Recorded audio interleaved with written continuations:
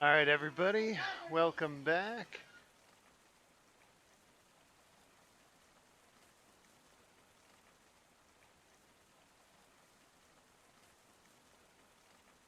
Let's fix that just a little bit there. Yeah, something like that.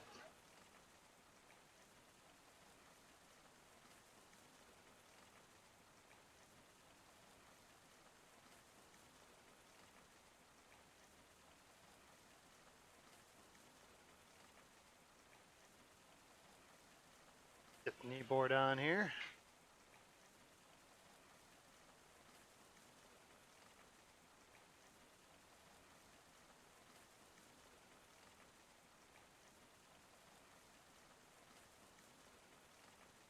Okay, so let's start figuring out what we're doing here.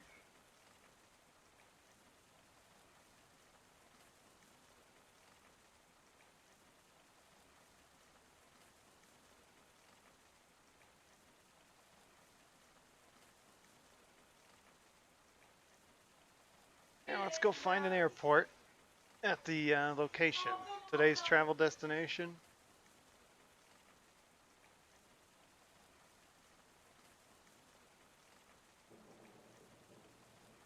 Speaking of which, I need to update my stream here. I forgot to change the title. Get to that here. So Mexico City, and let's find.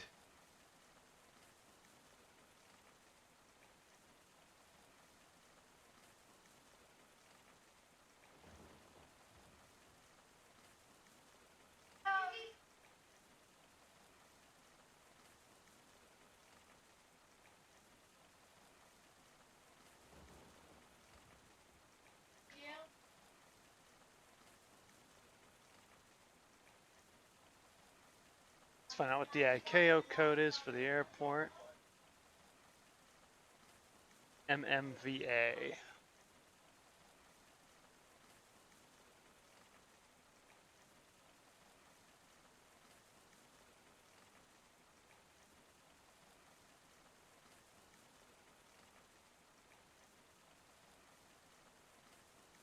Distance of 367 miles.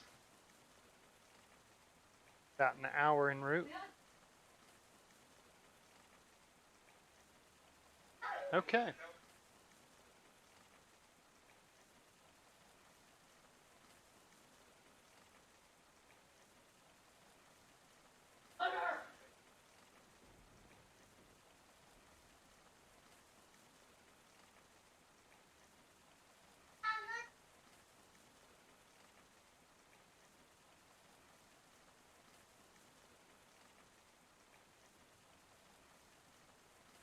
Okay. I will be right back here in a second.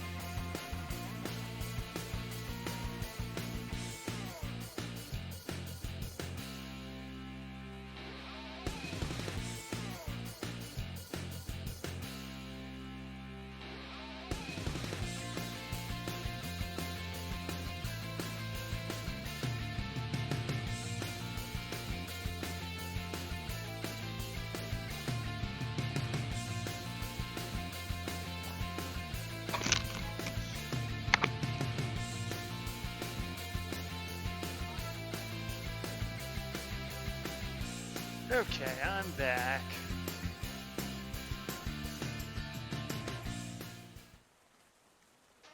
Let's get to work on this here.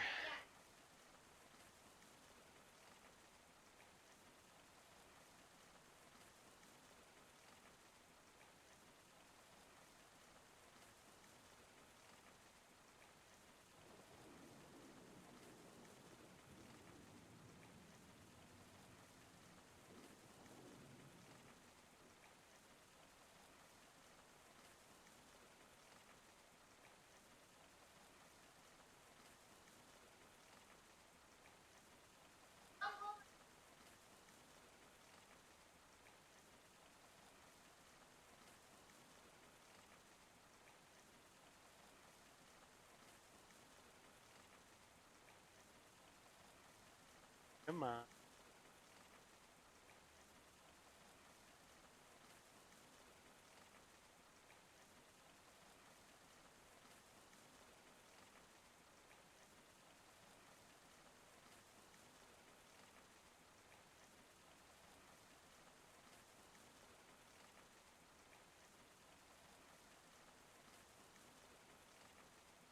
Let's go. So Mexico City to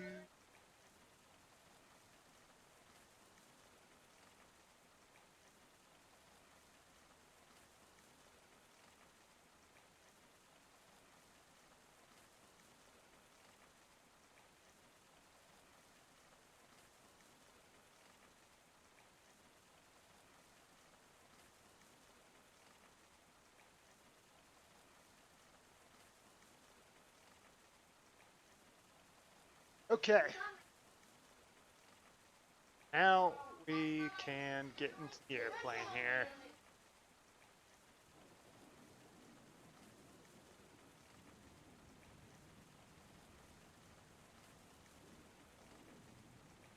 Start by getting the GPU hooked up. Doors and chocks pulled. Okay. Go to our checklist here.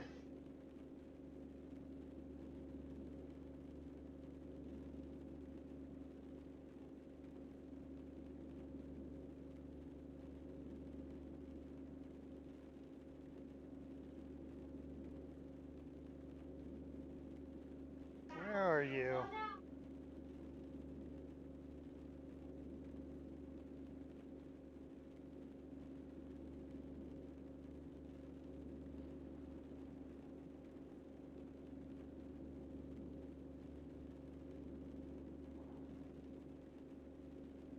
-8. Yeah, where the heck did my checklist go? There it is. 550.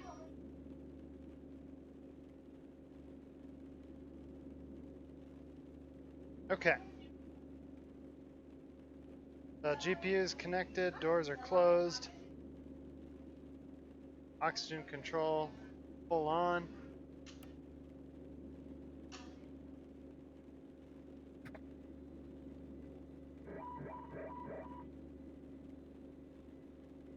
Air source checked, set to normal. Left and right generator switch is off for now. Bus tie switch to auto. Annunciator panels test.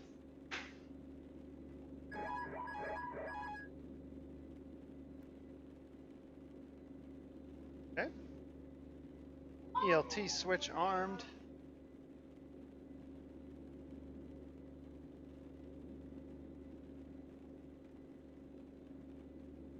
Yep, it's armed. External lights as required. In case we're just putting the beacon on for now. Okay, and then taxi and landing lights.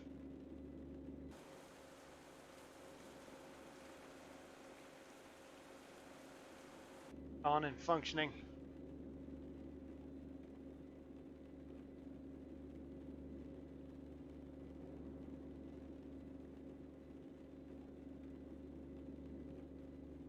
Okay, gear down. We got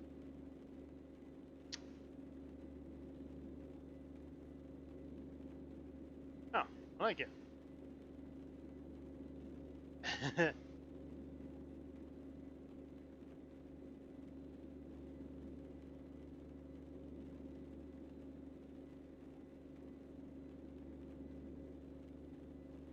All right, yeah, the fuel quantity is definitely something we're gonna need to check here.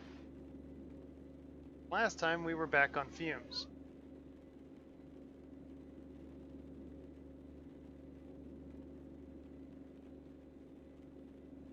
Top off. Put a few extra pounds in there for taxi.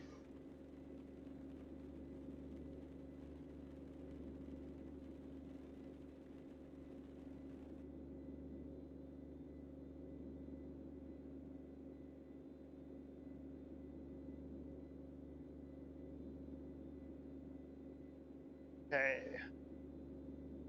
Parking brake is set.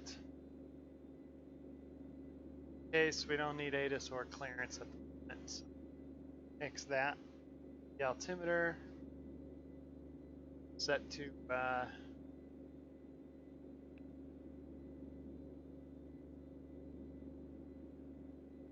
load here. There we go. Okay. Flight plan.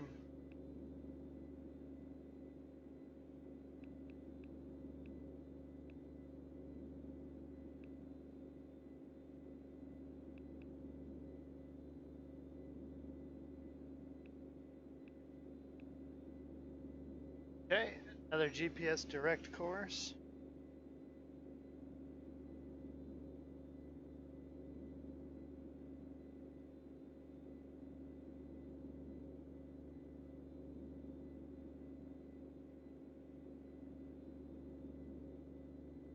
$765 for the ATIS.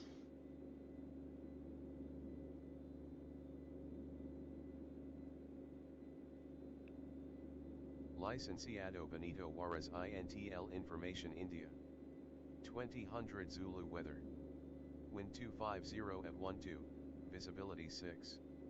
Sky conditions 2000 broken, 8000 broken, 22,000 overcast, temperature 15, dew point 14. Altimeter 3034. Arriving runway 23 left, departing runway 23 right. Advise on initial contact, you have India. Information India.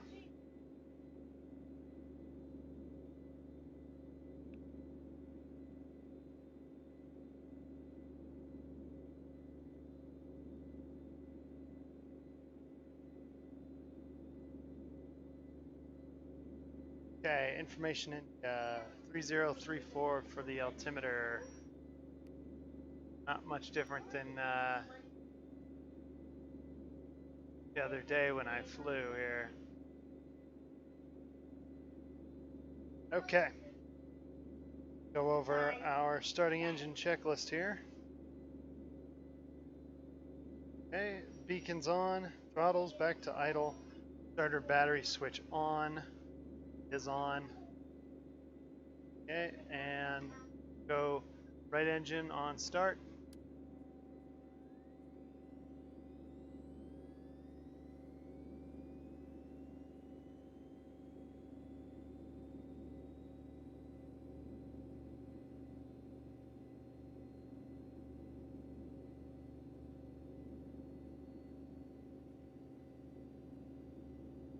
Okay, let's figure out which direction we need to get pushed back here. For runway 23.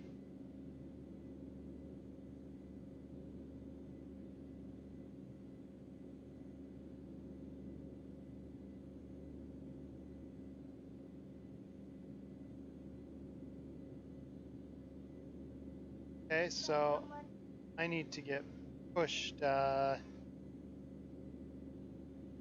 left. If I'm wrong,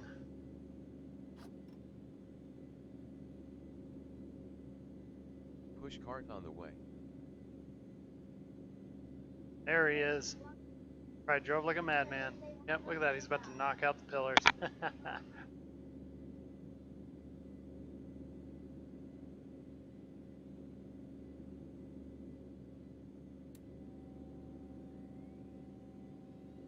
Here we go. Starting the other engine. Let's put generators on.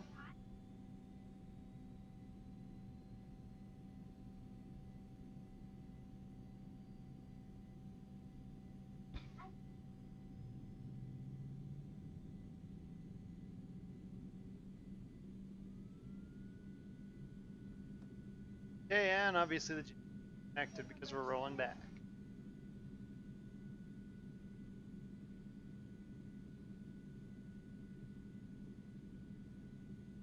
I got pushed back the wrong direction. All right.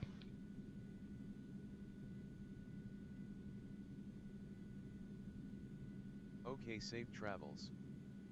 Okay, safe travels. All right. That's what I like to hear.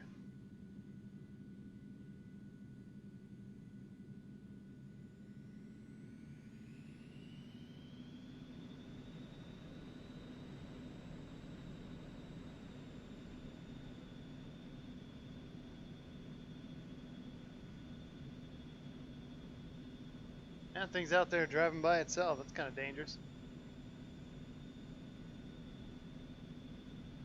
That thing is, I can totally see drones doing a pretty good job at that.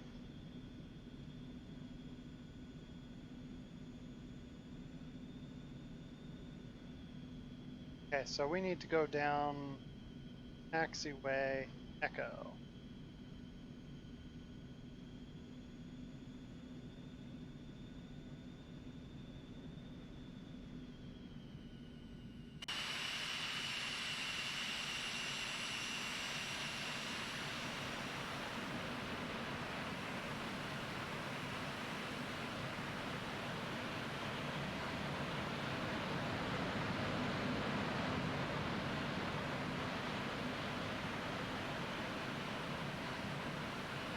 Okay, let's put flaps in the takeoff position. Okay, the FMS is set up, trims are set, flaps as required, ice protection as required, external lights as required. Taxiing takeoff briefing. Okay, we will be taxiing down taxiway Echo.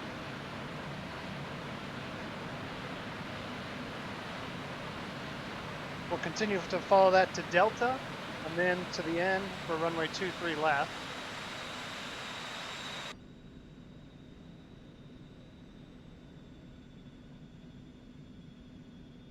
During the takeoff,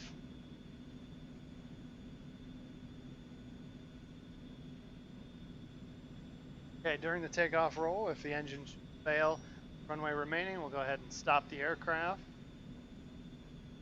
If the engine fails with no runway remaining, we'll land straight ahead.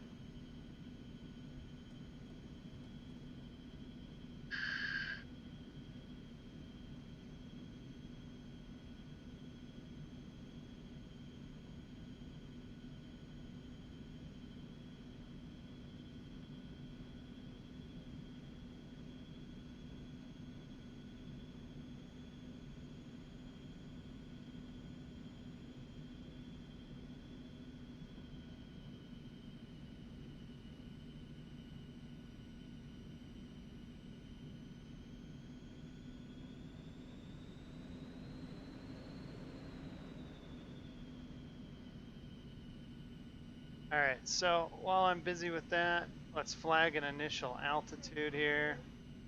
I go for 25,000 for this trip here.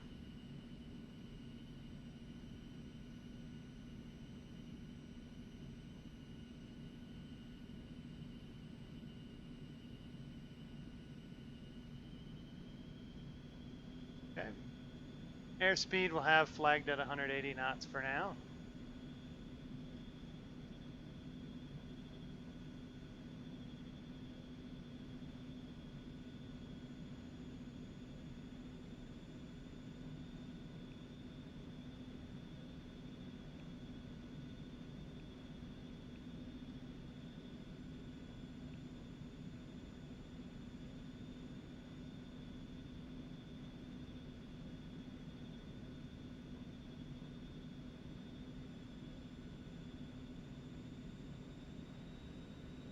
Keep following Echo here.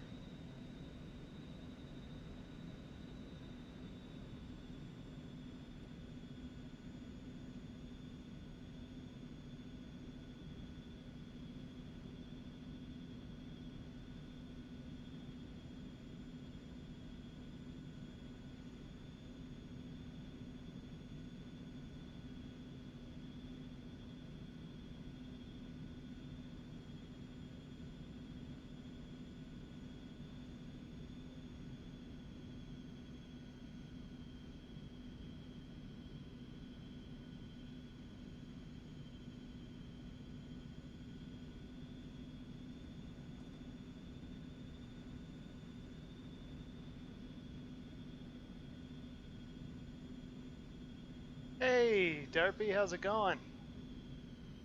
Yep, today, well, flying the Eclipse 50. Sorry, the Eclipse 550.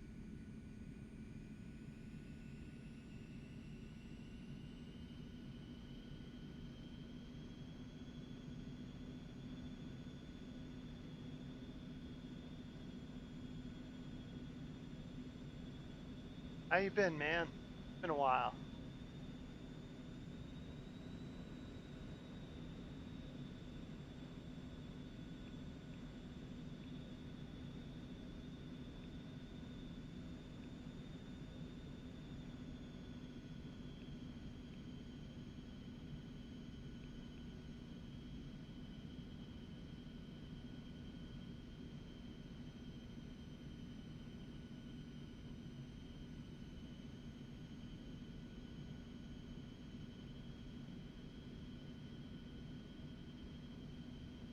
Very nice, man. Done any flying since? You had to have been super excited to go back up and do some on your own.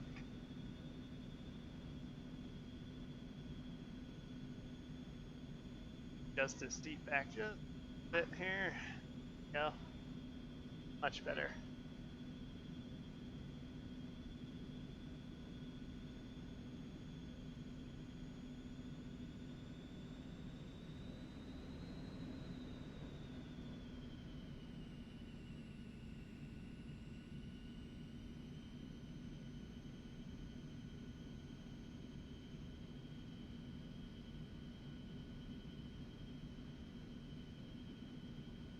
Okay, takeoff configuration, okay, air source to normal, external lights as required, transponder mode, set to altitude reporting. Walking 1200, even though it's not really accurate for this flight.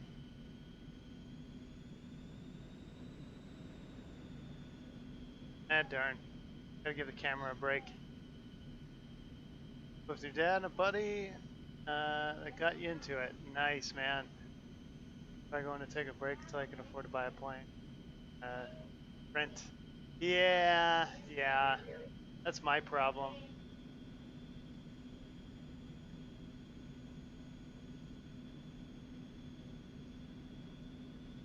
Yes, actually. I did part of my instrument rating on it.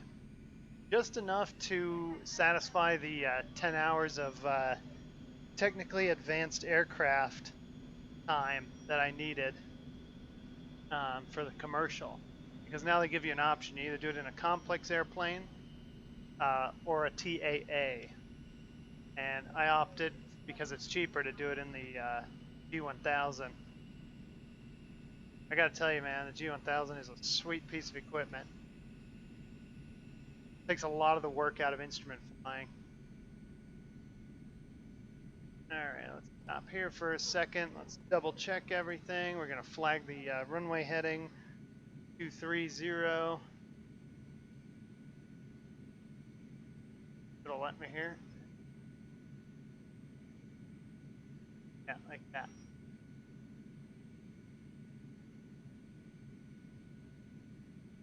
There we go, 230.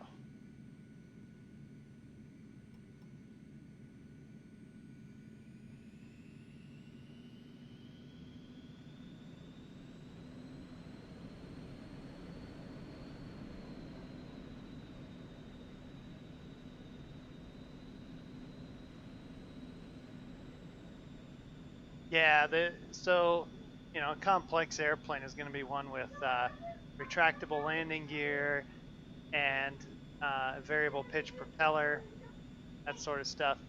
Thing is, though, that to rent a plane with retractables at the flight school I'm at means that you're going to be doing the multi-engine there. All right, let's roll. Airspeed's alive. Gauges are in the green.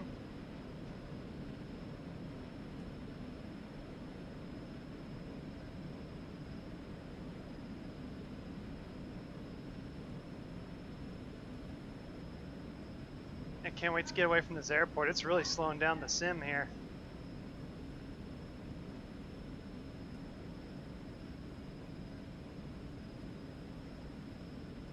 slump in frame rate.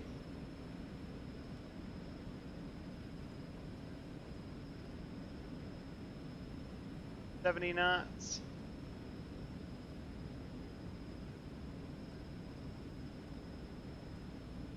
$90, looking for 100 here.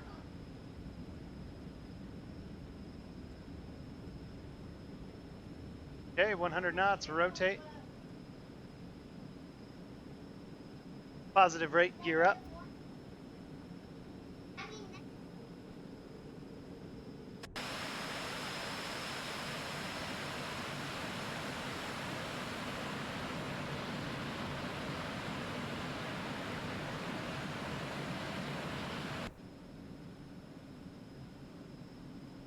Okay, we'll start working up those flaps now.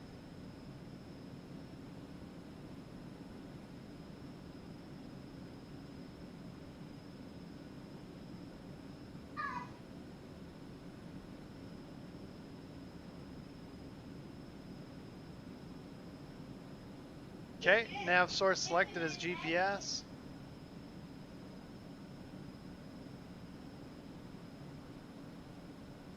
We'll make a nice turn this direction here. Good standard rate. Alright, so destination 25,000 feet and Villhermosa, Mexico. Here we come.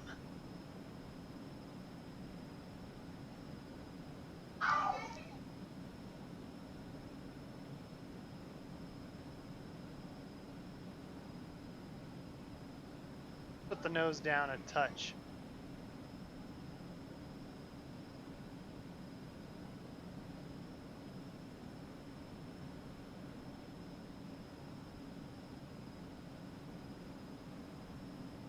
Alright, let's go ahead and put on all of our lights actually.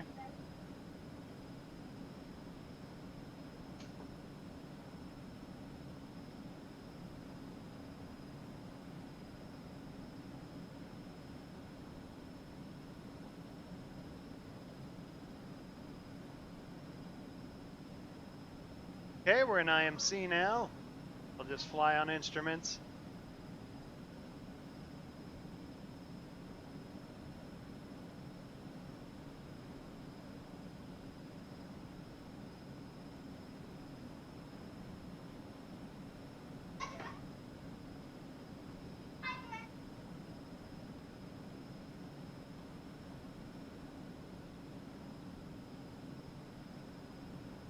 Bring that power back too, just a tad there.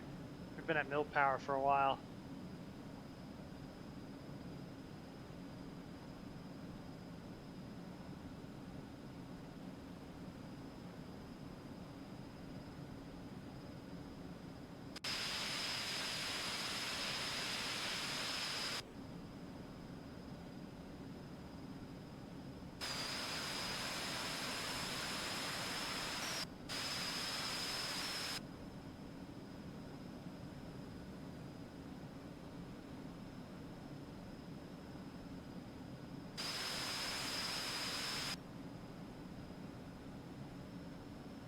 Oh, no.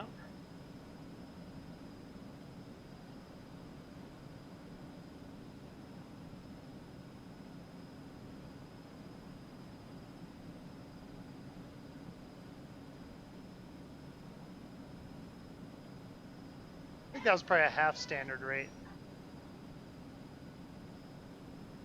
I don't know, I'm still not familiar with the instrumentation on this one here. It's not the default X-Plane G1000. And it's, some parts of it don't even really work like the G1000 does, so makes things kind of interesting. Alright, we are on the path to intercept. Let's get the plane trimmed out a little bit. 7.5 degrees nose up. Get some speed now.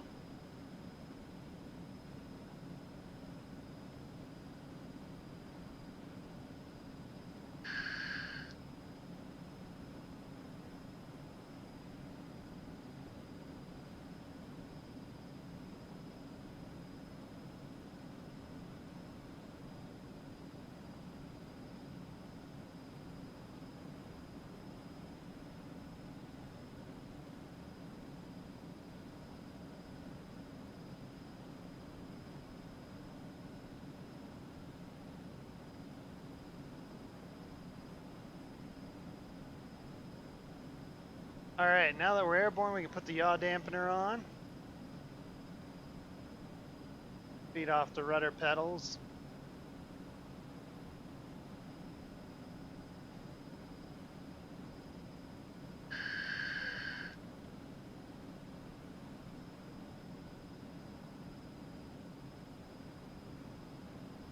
And let's join our course.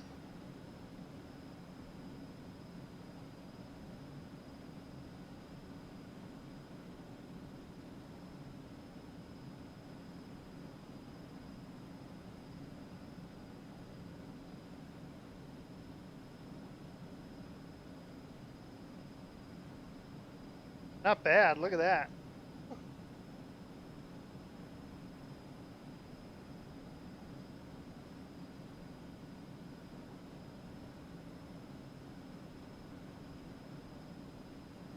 All right, and according to the ATIS there, they had 2,000 broken, 8,000 broken, 22,000 overcast. That's not what I'm seeing though.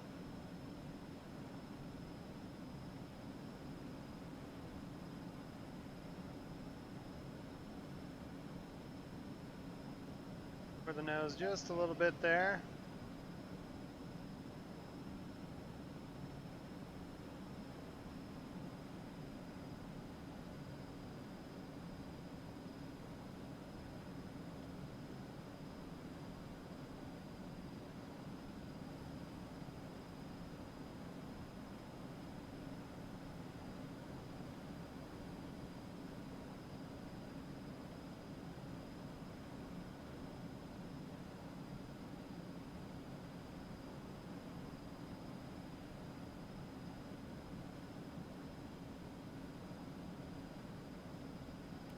You'll defog.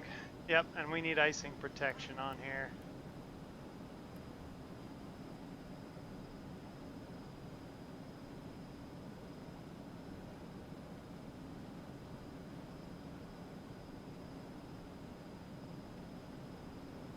What we're gonna do too is we're gonna change this to follow real time of day again. Might get a good sunset flight out of this here.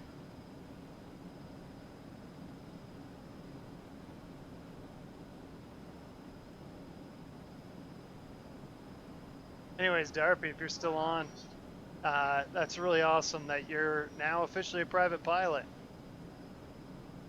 I know it was a big moment for me, you know, I felt like I had been working my entire life for that. So it's probably feels just as good to you.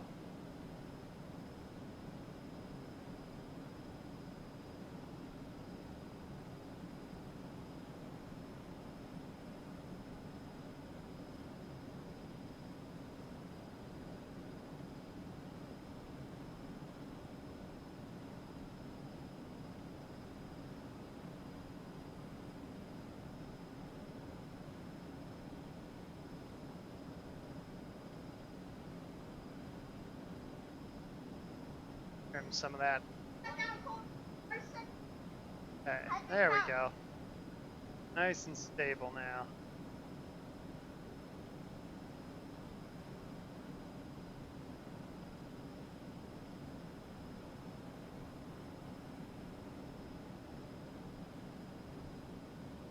A pretty gnarly weather day out here.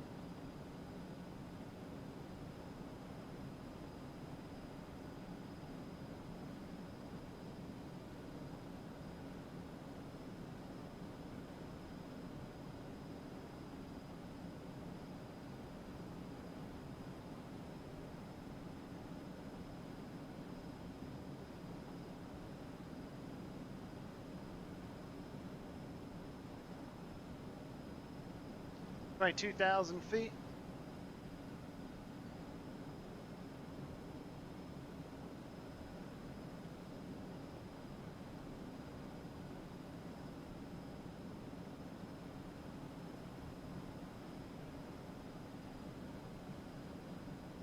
We can't even tell what we're flying over right now.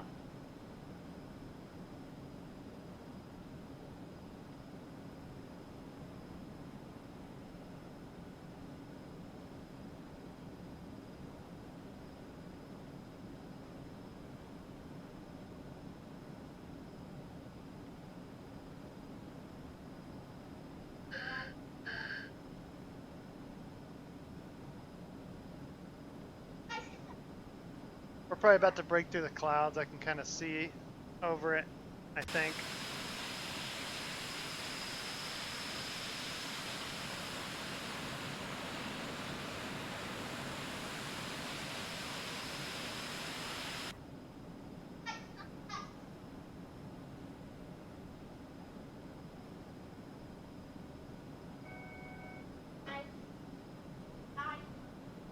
Okay, we're within 1,000 feet. Go ahead and let's bring that rate of climb down a little bit.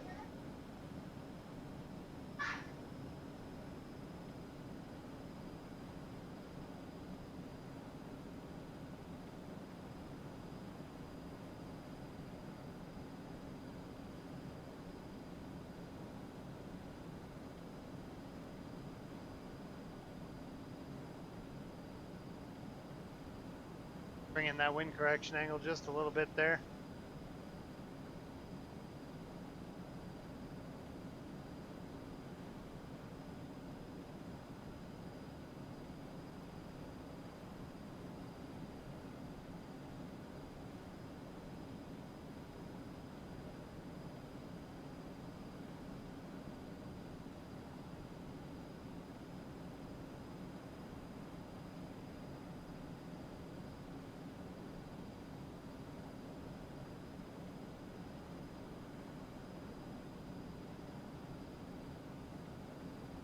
All right, we're at altitude now.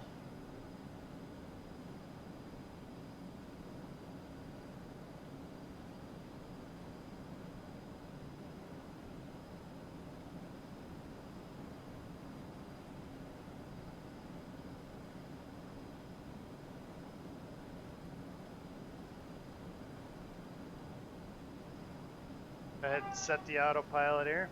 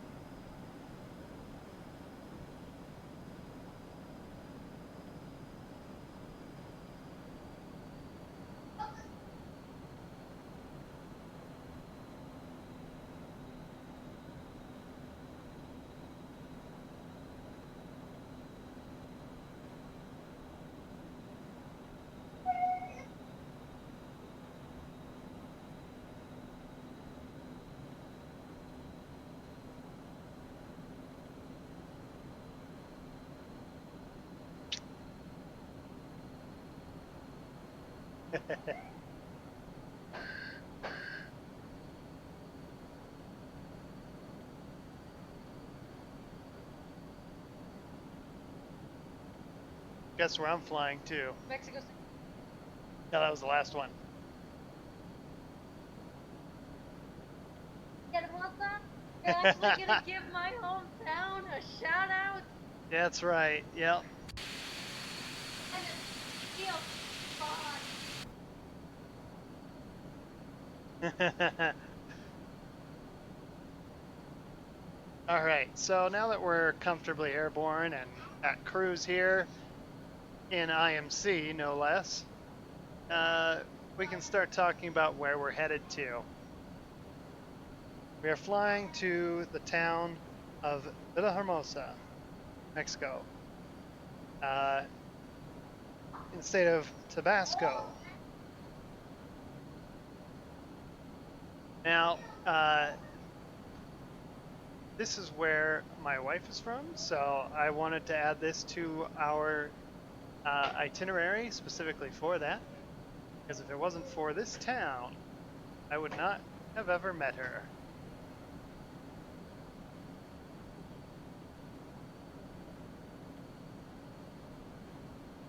Alright.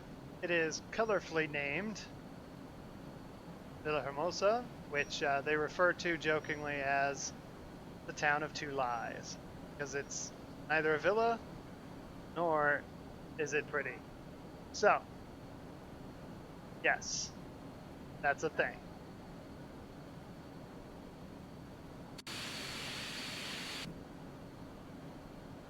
Alright.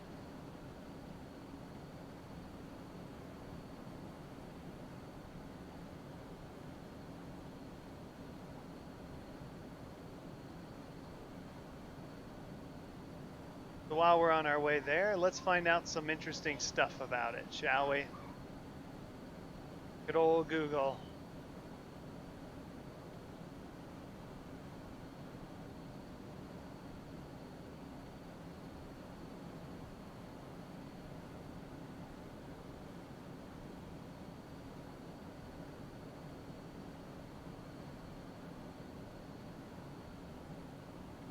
All right.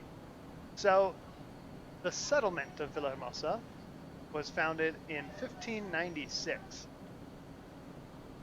but it was not so named until 1598. Like that kind of matters. Okay, in 1677, the regional seat of government was relocated from Villhermosa to, how do you pronounce that? Tacotalpa?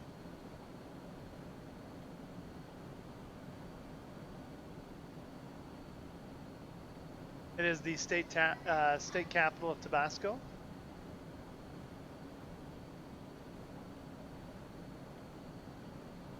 According to Wikipedia here, it's had a printing press in operation since 1826.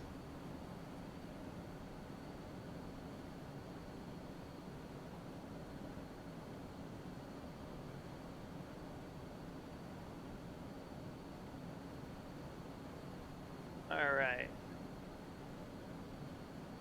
The town had a quite lengthy stint with a different name, but was so renamed to Villahermosa in 1915. Let's see what else here. I guess in 1977, oil was discovered near the city. Interesting. We can guess what kind of economy they're working with right now. Now, another thing that's worth noting here is that they've been going through a lot of flooding. Things have not been good down there.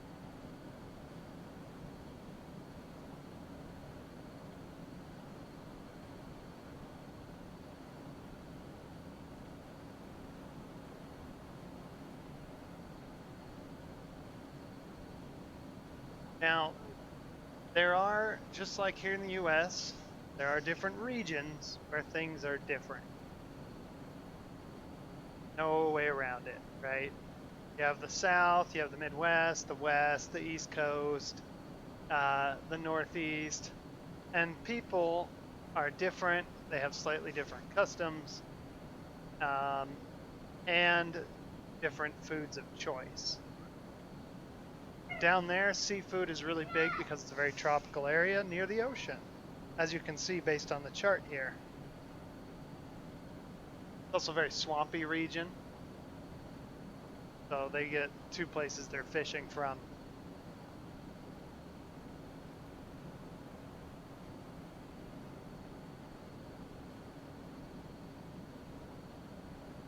I believe here we're passing some sort of mountain, but we won't be able to see it from all the way up here. If the flight were longer, I'd consider climbing up higher, but it's not. How are we doing? 257 over the ground. Got an hour and 11 minutes en route.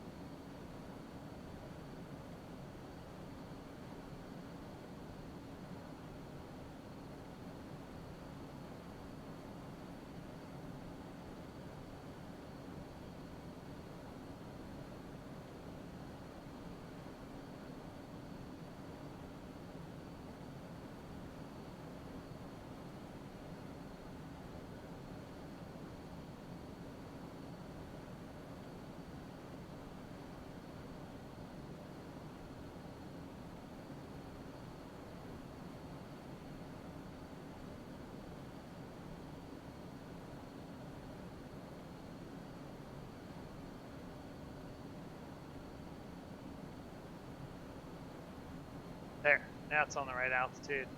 That was gonna bug me. Besides, actually, we should be at standard baro, shouldn't we here? Sorry, autopilot.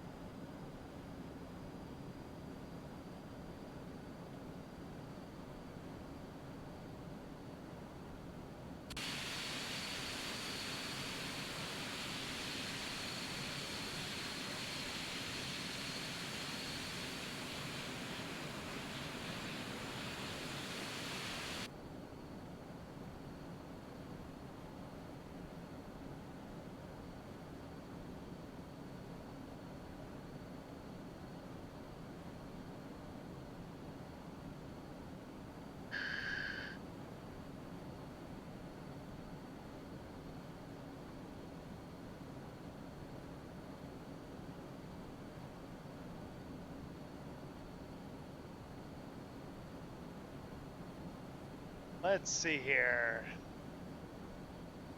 So another thing that's interesting and worth noting are the Mayan pyramids down there in Tabasco. It's one of the regions where both the Olmec. Hey, how's it going, Wraith?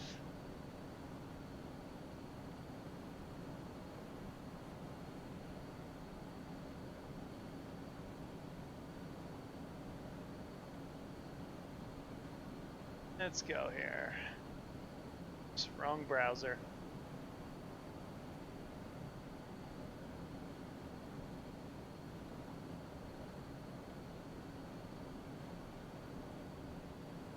Alright, so looking for history of Tabasco. Here we go, on history.com. Heck yeah. Let's see what they got from the History Channel, huh? Yep, so as I was saying, around 1500 BC, the Olmec civilization established itself in the Tabasco area, reaching its cultural and economic peak around 500 BC. Welcome to History Lists. Let's talk about how things used to be south of Texas. These guys thrive. Yeah, no, I don't want to play the video, thank you. Okay. The Olmecs were noted for their superb stone carvings, which ranged from, if my browser will stop wigging out here. Okay. That was weird.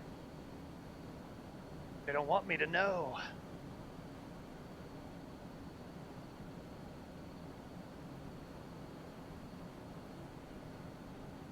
Hey, Sal. Ooh, nice. You may have to remind me, though. I'm guessing it's some sort of GPS munition. What can you tell me about the JSOW?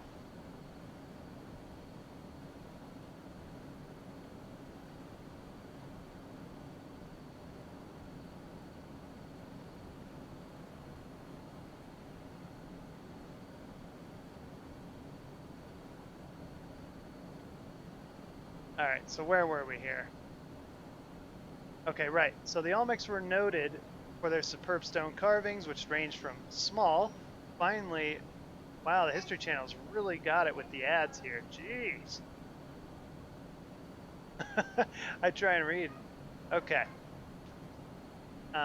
Ranged from small, finely detailed jade objects to colossal carved basalt heads that frequently combined human and jaguar features. Sound familiar? I hope it does. That type of artwork is pretty recognized worldwide if you see it.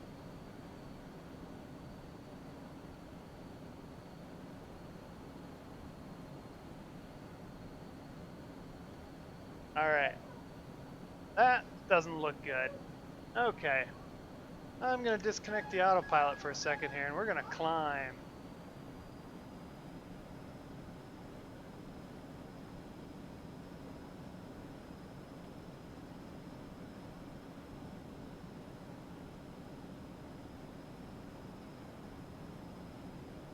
Oh, yes. I think I know what you're talking about. I believe in Falcon BMS, those, they have some sort of area effect, like an anti-infantry type deal.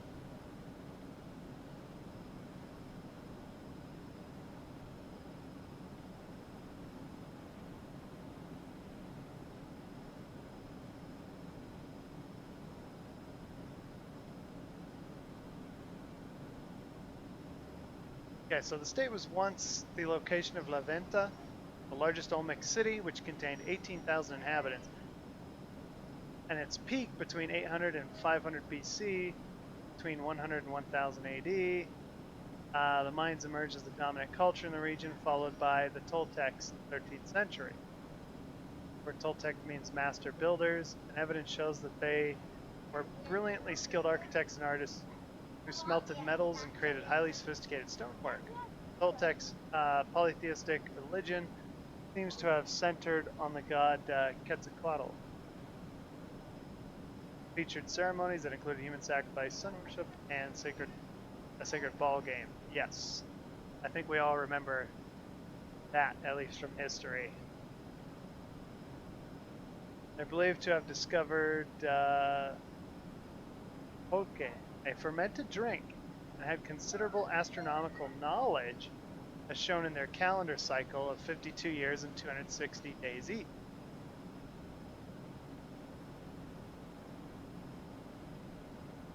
Alright, I think 28,000 is a good place to level off here.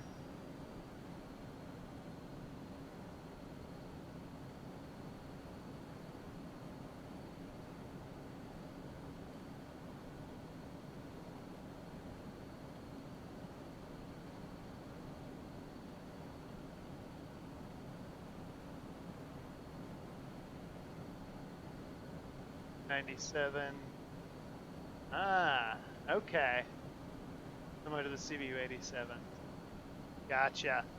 Yeah, I remember doing a little bit of a flight in BMS, one of their little training things, that kind of showed that. Am I holding altitude? No, I'm not. Let's bring that back up then. I want 28,000.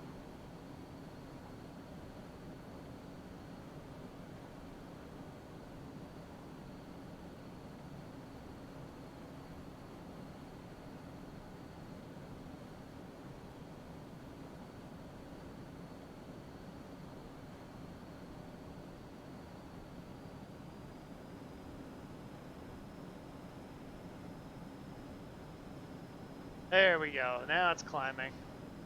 Supposed to be effective for killing SAM sites from standoff range, though you may need a few to saturate SAMs that can engage missile bombs. Interesting. Do they model that in DCS? Can they use a Patriot system to shoot something out of the sky?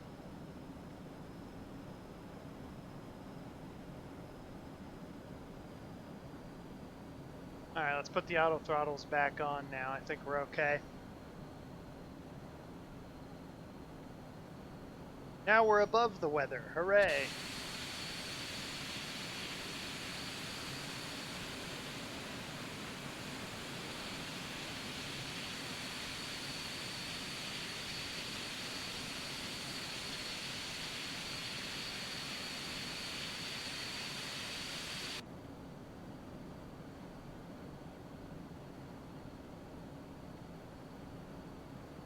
Alright, so when we go back to middle history here, you have Spanish explorer Juan de Rivera.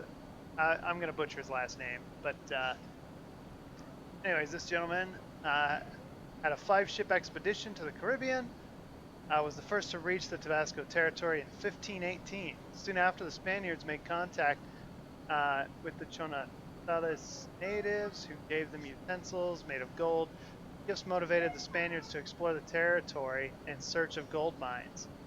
A year later, Spanish explorer Hernan Cortez reached the region and successfully defeated the native woman named Malinche. Ah, yes. Okay. So there's a rather interesting play and dance that they do that explains the history. And this woman's viewed as a traitor, amongst the native population, and it's sort of a legend down there. But if you guys ever get a chance to look at that stuff online, it's pretty darn cool, and the play is actually amazing.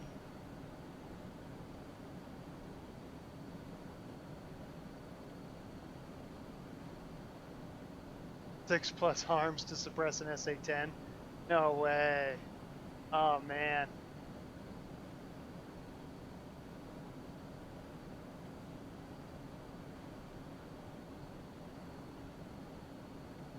Another funny thing is that there were several revolutions down in this area, and they really had a difficult time motivating people to move into the area. And so they would use the slave trade to get people down there. The only problem is that slaves kept revolting.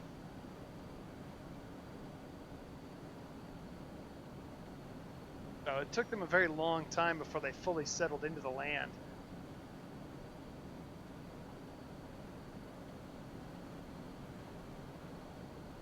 Anyways, one of the most amazing foods that comes from this region.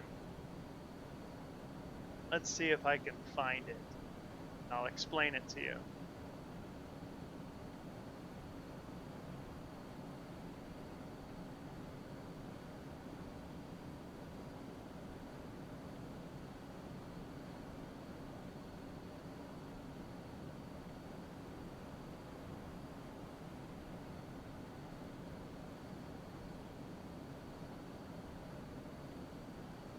Okay, so it's made in an earth oven.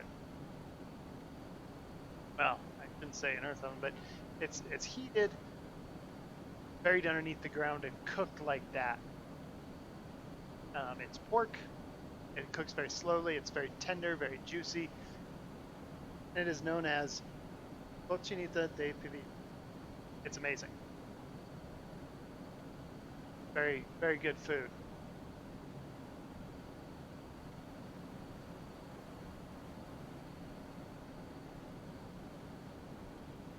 How are we doing on the en route time here? 54 minutes.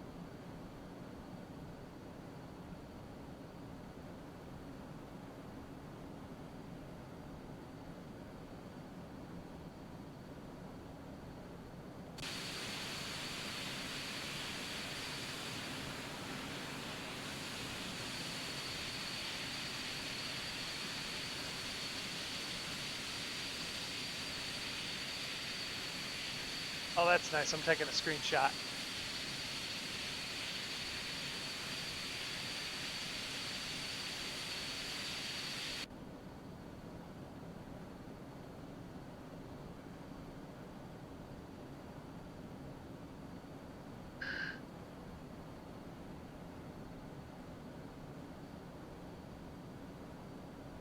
I do have to say that out of all the roles that you can fly with the F-16,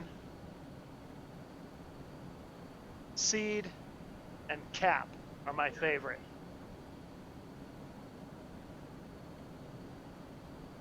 Not the biggest fan of the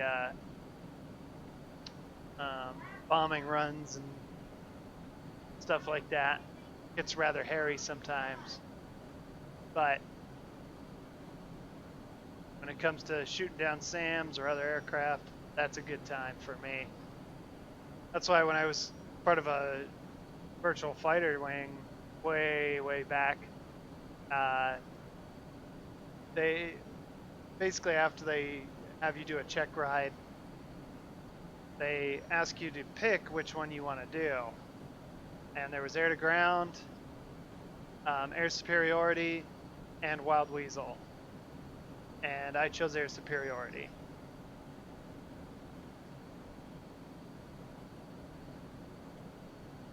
So they'd break us down into groups, and during campaign missions, you know, we'd all coordinate and stuff, but then other times we would coordinate amongst the individual groups, and some of us would be doing air-to-air training, some of us would be doing air-to-ground stuff, and so they would actually have us practicing. Like there were actual legit meets. There were briefings and debriefings throughout every flight. Pretty awesome experience.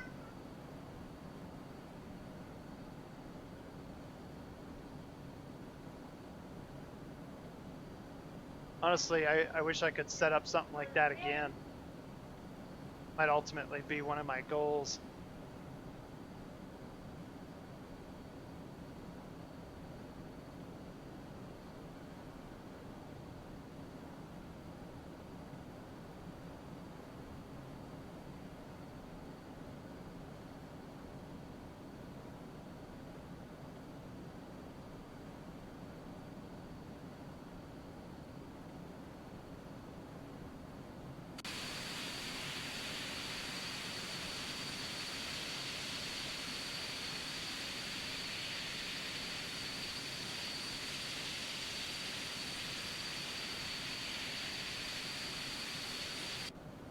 Now, I'm going to go out on a limb here and probably assume that, yeah, this plane is auto throttle.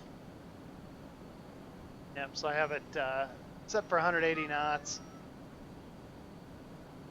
Not concerned about fuel too much on this flight, but the last one I made it on fumes.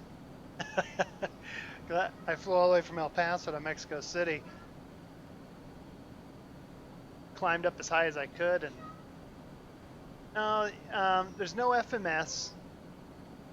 You have these two GPS units, plus a pseudo G1000. Looks like it's actually mimicking Skyview. I think that's a Dynon product.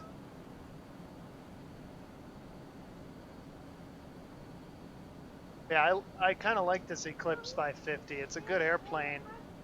You know, usually I'm flying a Skyhawk, hence the yoke and PPM here.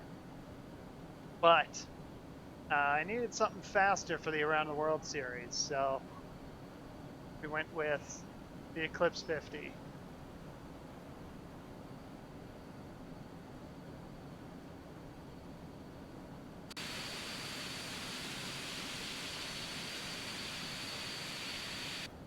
It's advertised to have superb range, but I'm not seeing it in X-Plane.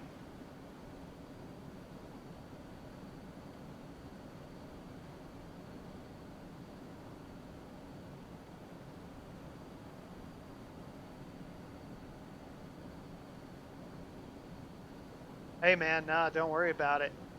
That's something I've been hoping to do on stream is start flying the F-16 more. The only problem is that I'd like my panels to work.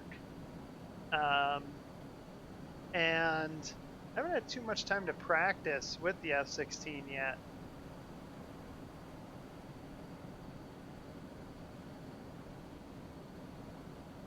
But I've been using DCS BIOS, and it works okay.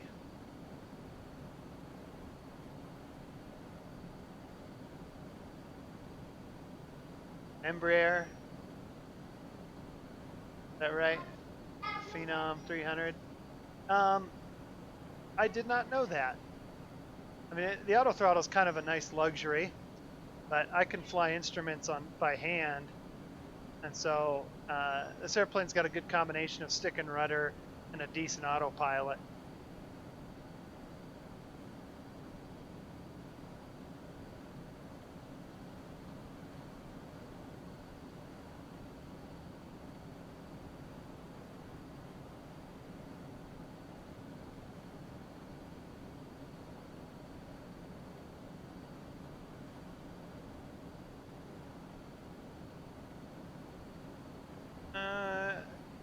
Let's see here. Private jets with auto throttle. I imagine some versions of the Citation must have it. That's It's too technologically rich of an airplane not to. I know that the Cirrus Vision Jet doesn't have it. Wow, we're hauling butt, man. Sunset's coming fast.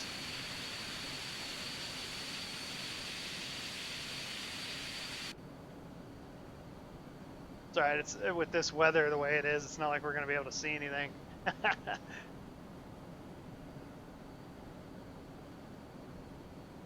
course, I could clear it up for us. Play God here. But I'm gonna prepare for the worst when we get there to Villhermosa.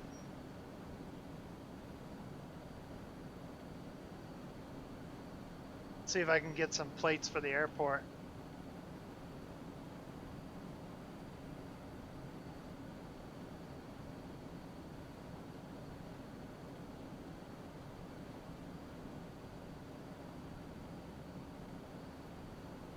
No way, flightplan.com has something? Okay, they have an airport chart. 7,215 foot runway, is that right? Yeah, MMVA.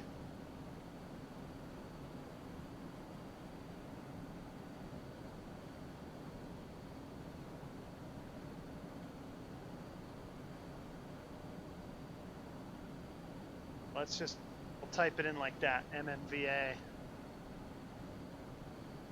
Approach charts. Since ForeFlight doesn't have any of that, because I don't have the international database, I just pay for the US, which is expensive enough for me. Thank you very much. It's a small channel. I don't have the budget for that.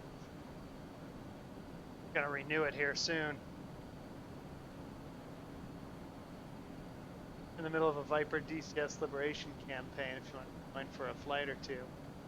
Oh yeah, man, that sounds awesome.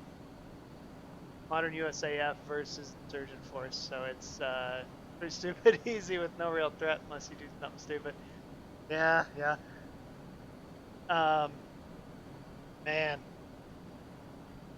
I wish that there was a bigger community for Falcon BMS, because that's the one I've been really enjoying, because I haven't been able to get DCS programmed right for the panels and everything. But when I do have some time to tweak around with it and finally set it up, that will be dope, because that's exactly what I aim to do is start flying some more fighter ops. So is the community there pretty well developed? I've maybe done all of like 5 hours of DPS, so most of it's just flying around and pretending to blow stuff up.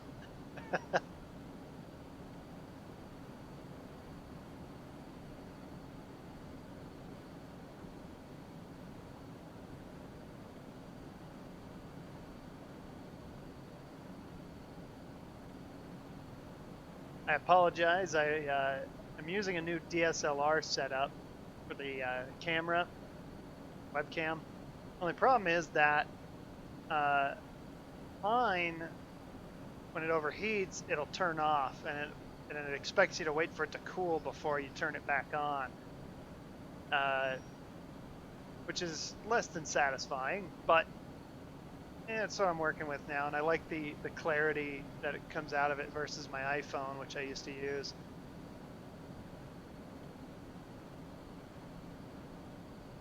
Really salty, like angry about something, like they got a chip on their shoulder, or like salty as inexperienced, like a well-seasoned. Yeah, well, you get what I mean. Yeah.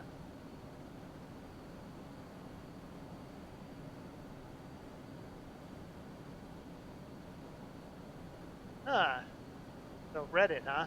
I know I'm a member of a few Discords, but I never have time to participate with them.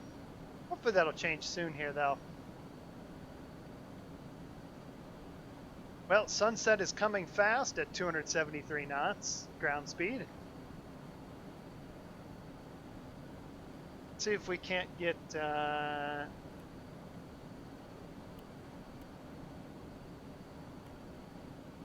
dome and well on there. We'll dim these a little bit here so they don't blind me during the flight. Oh, look at that. Night mode. Haha, look at that. That's gorgeous. Okay, cool. We are in business. Okay, I'm going to bring that dim up just. Cool.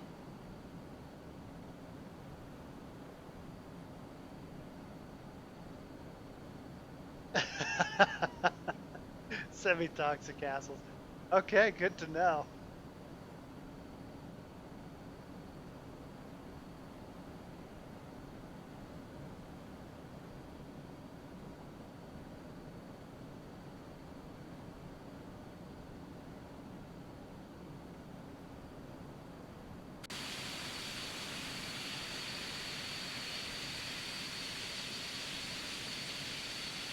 I haven't had to do a night landing in this thing yet, so let's see if I can get it as good as the daytime ones. If you guys were here for the last stream, using the joystick versus the yoke, okay. You know what, this is going to get into a long-winded conversation, but first of all, that flare was amazing. And, you know, I put in that little add-on for X-Plane to tell you how many, or how hard you landed, you know. Put it up on the screen is for you guys, really. It's, you know, everybody likes to see that on these streams. So, anyways, it was a, like, 93 foot per minute touchdown with this airplane. And I'm thanking the Saytech X52 that's now like 13, 14 years old versus my yoke. So the yoke I use for like Cessna Skyhawk and other planes that use a yoke. And the thing is that it's very clunky with its movements. So, you know, if you just sit there and you apply a little bit of pressure, a little bit more, it's not moving. You see that? It's not moving at all until you give it enough force, and then it pops back. And it makes for very jerky movement in the sim, whereas this thing is just smooth as butter. You can feel your way down a little bit better. Decent option to break in is either Hoggett's Georgia War Server or Flag. PvP, huh? Dynamic campaign. Ah, you know what? We've talked about this before, Wraith. How is that coming for DCS? Honestly, it feels like nothing really matches the dynamic campaign in Falcon 4.0. I can't find a fighter sim that does just that, you know. And if they did, DCS would be ultimate fighter pilot experience. They really would be. They just need to fix it a little bit.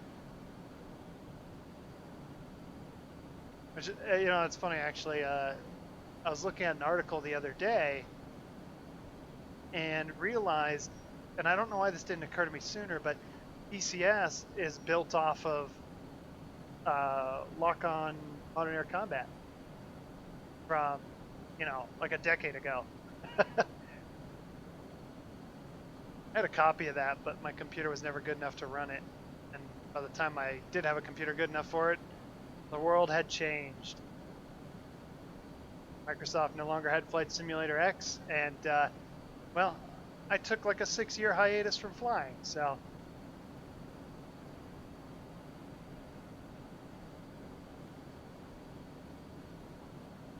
Still pending. Dynamic campaign is pending so many critical improvements to ATC, AI, etc. Yeah. ATC can be a little lame in the fighter games, though. Especially when you compare it to something like Pilot Edge or VATSIM here on the, you know, friendly sky community.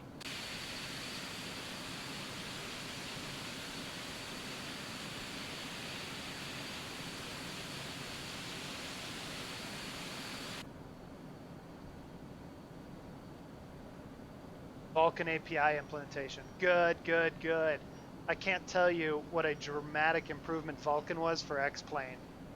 I'm able to pump up the graphics even further and still get my target frame rates. You know, between 30 and 60 is where I like to keep it. You know, if you're flying, it's not terribly fast paced, so you don't need 120 FPS. You just need it to look smooth and presentable. Um, and Vulkan did leaps and bounds for that.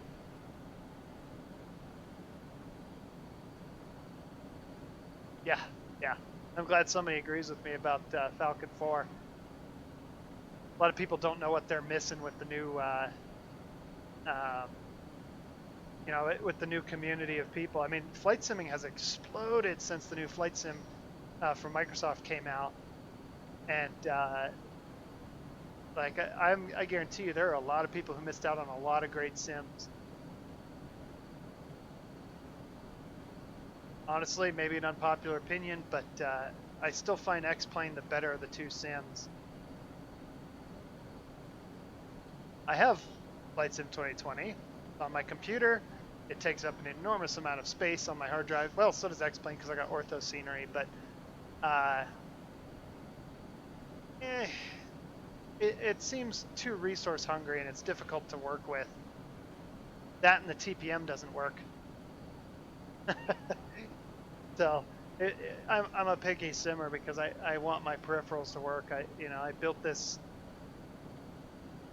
to work, but my sim pit is kind of the foundation of immersion for me. There's some guys like Downwind Sim, he's another streamer on here. He uses VR goggles, and it looks pretty awesome. That's some next level stuff. But for me, I like the cockpit layout I've developed over the years.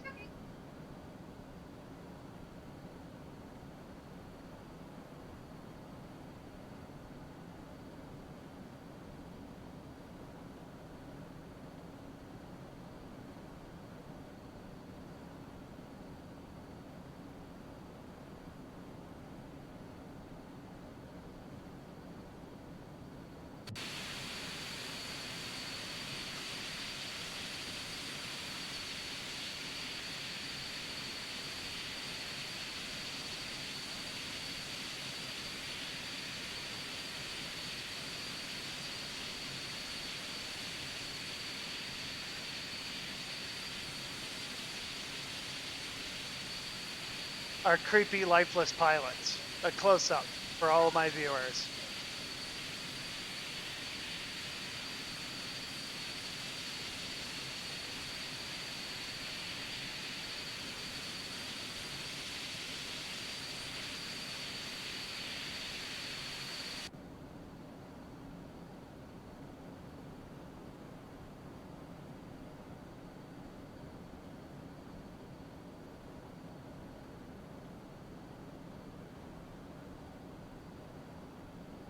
All right, now let's see if I can find that approach chart here.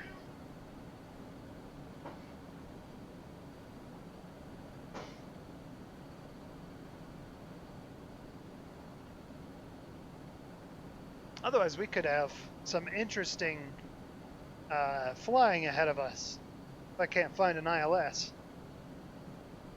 Well, they are showing VFR. Winds calm. Scattered at 2,000, broken at 10,000. That's not VFR.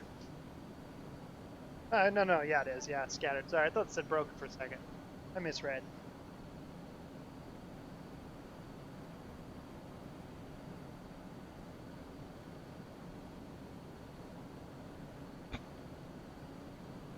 So nothing in flight as I assumed correctly. I would need some Jeppesen charts.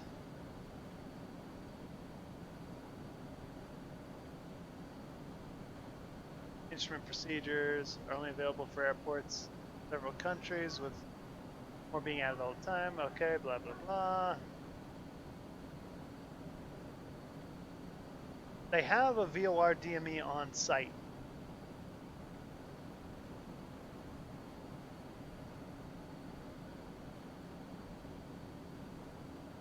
How far are we now? 30 minutes out? Okay, yep.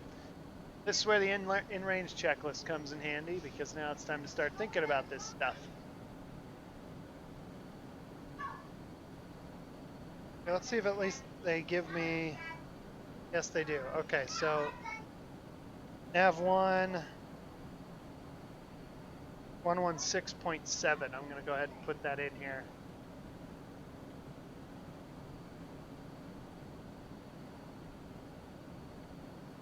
Okay, and then let's activate the bearing needle for nav1. Okay.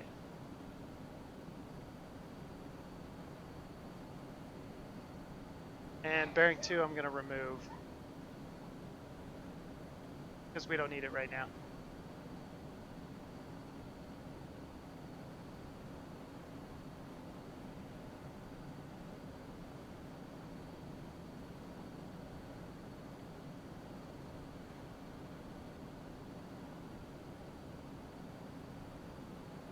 Okay, I'm going to leave the camera off for a couple minutes.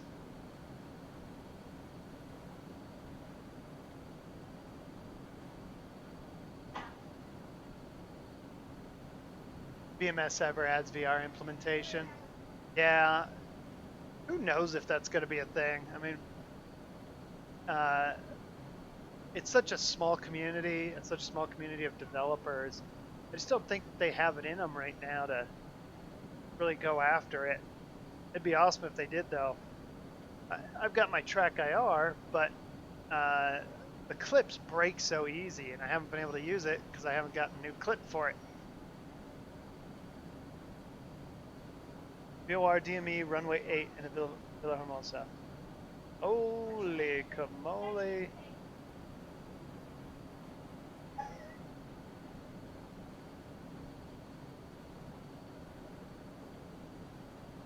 Okay, so it's a DME arc.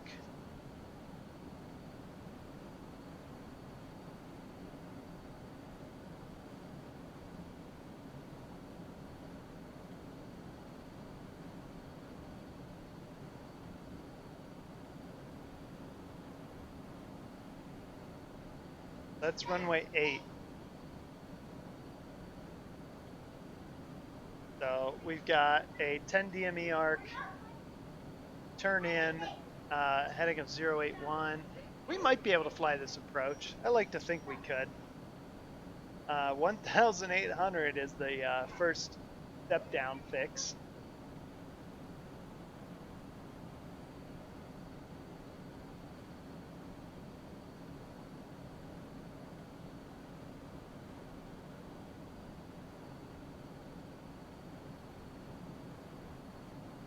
All right.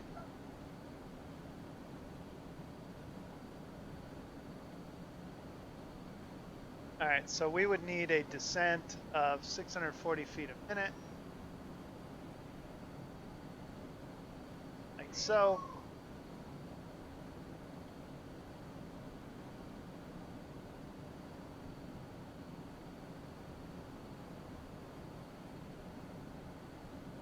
So that's pre-planned now.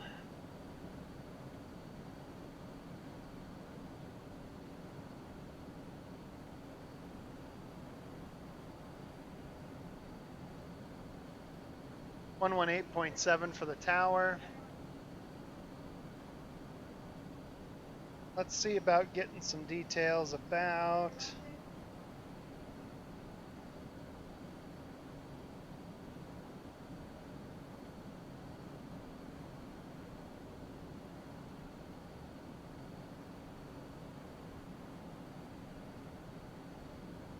see here.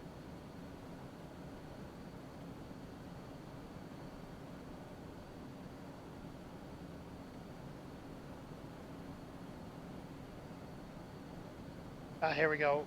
122.3.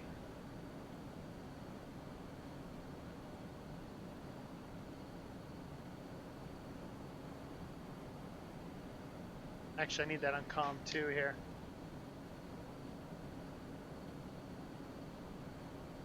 I'm gonna go ahead and listen in on COM 2.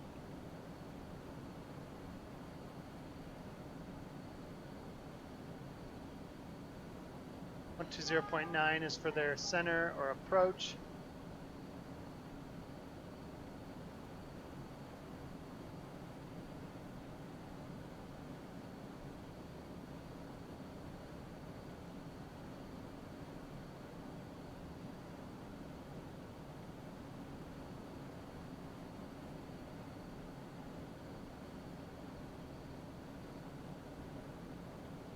Now then, what is our ETA? iPad saying 28 minutes. Over here is saying 27. Either way, we're in good shape. Okay, and at 28,000 feet, we're probably going to want to start our descent here. Let's go ahead and cut the autopilot. We're going to reduce throttle.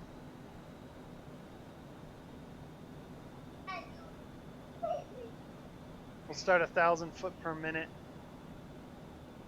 Yeah, actually, let's go for 1,200.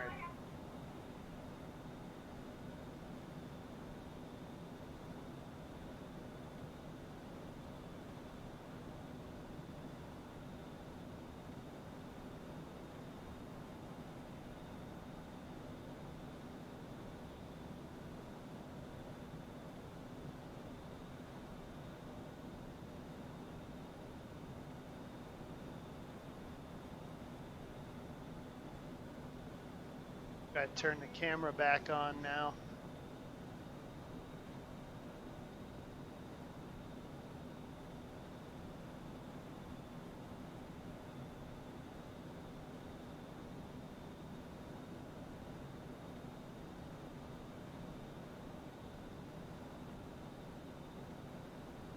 Okay, so our new target altitude, according to this chart, is going to be 1,800 feet.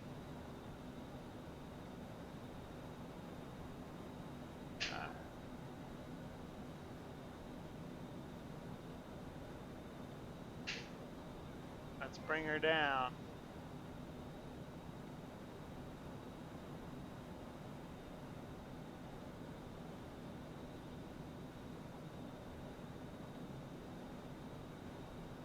Sometimes this thing drives me nuts.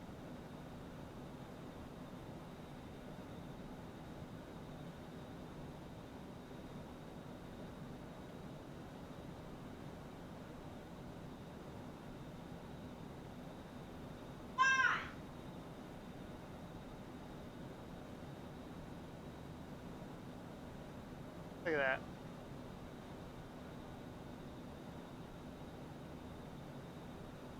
Thousand. Come on. 800.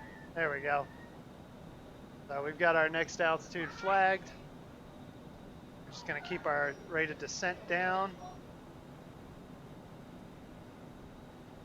Keep that target at 1,200 feet a minute.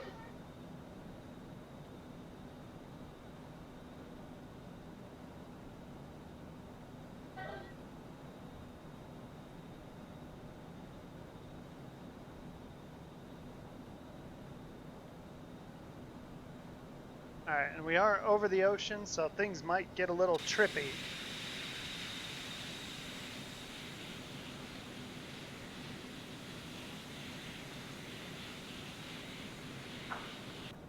There's this effect called fragmentation.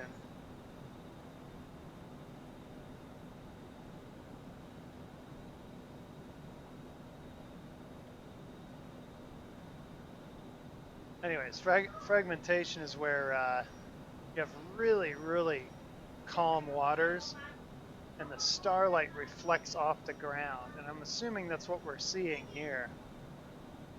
Although with an overcast layer, I don't think it should naturally be doing that, but it's X-plane, so we'll give it the benefit of the doubt here.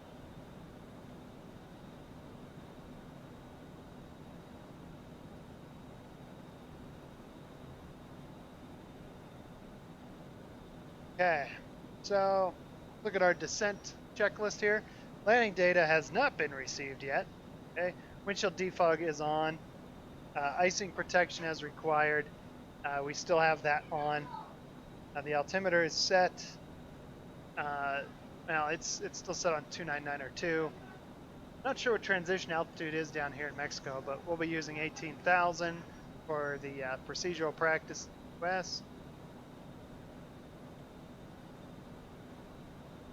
Trim up just a little bit there. It's a little too quick on the descent rate. There we go. Okay.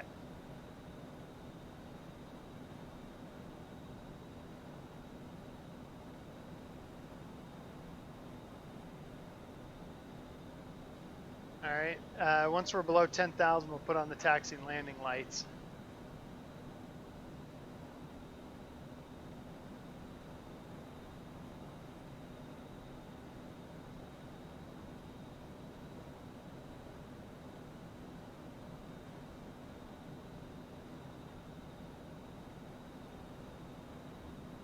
Okay, so the approach setup and briefing.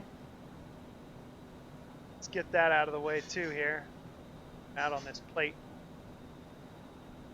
Okay, primary nav aid 116.7 according to this chart. We do not have it received yet, I don't believe.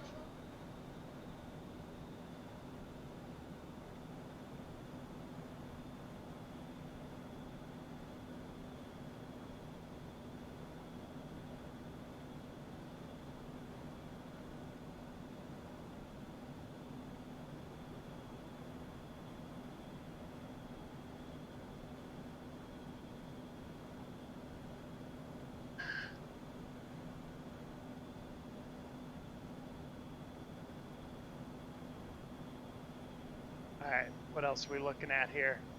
Okay, so this is the runway 8 approach, VOR DME 2. Let's see if we can actually load this approach here.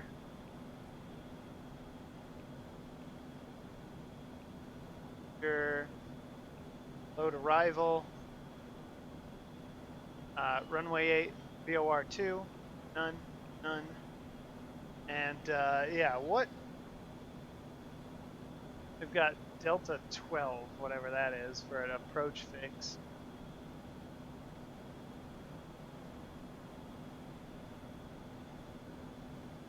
Looking for names. And it doesn't have any.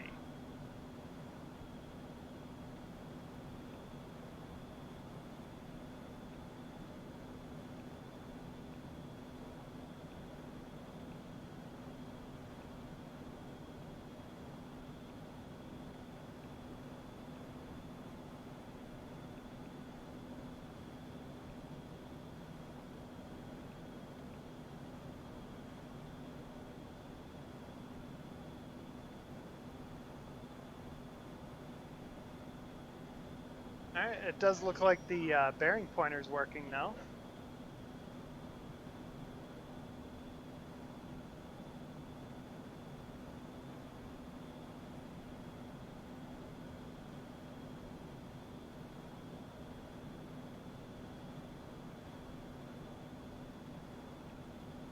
This here.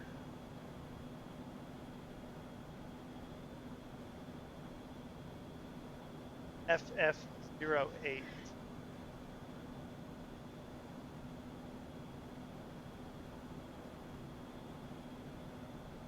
Not seeing any of this here.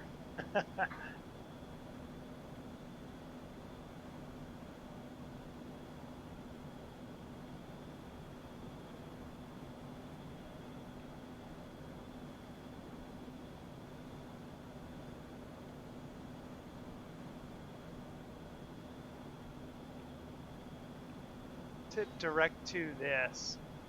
See what happens. Okay. I want to follow the magenta line for a little while longer. Get our rate of descent down some more there.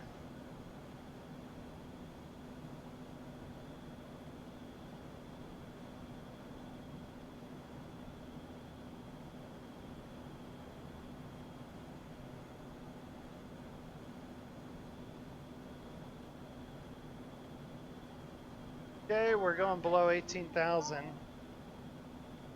And it looks like, according to ForeFlight, the nearest altimeter setting, 29904.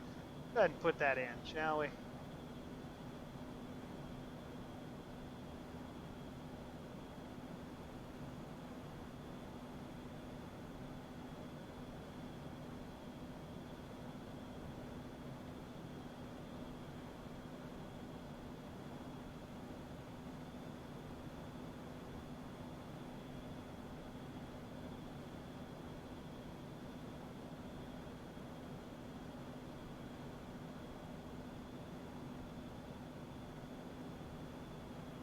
think we're gonna intermediately level off here at 16,000.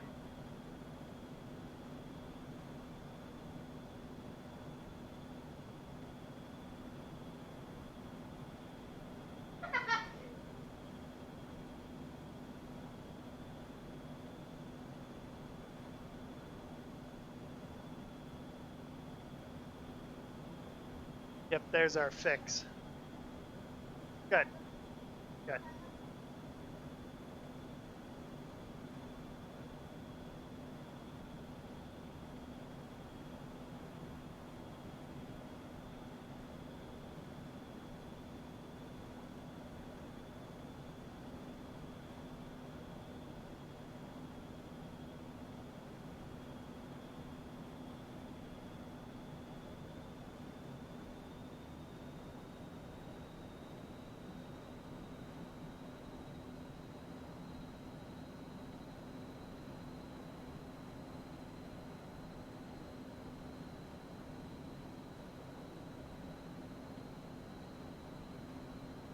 Let it come down just a little bit more.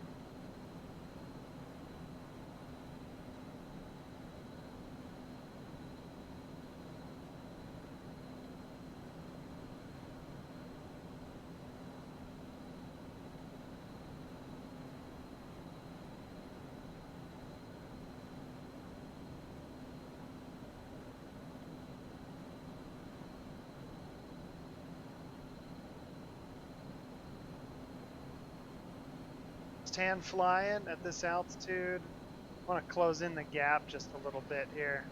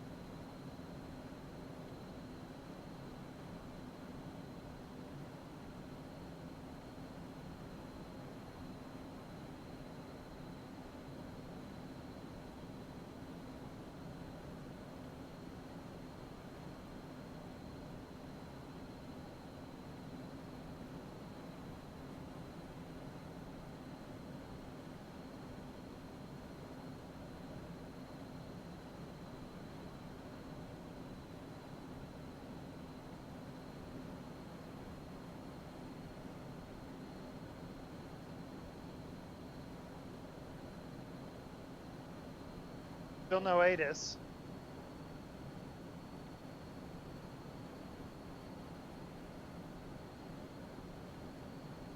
A little bit of a weather refresh there from the sim. Throttle back down to 93 there.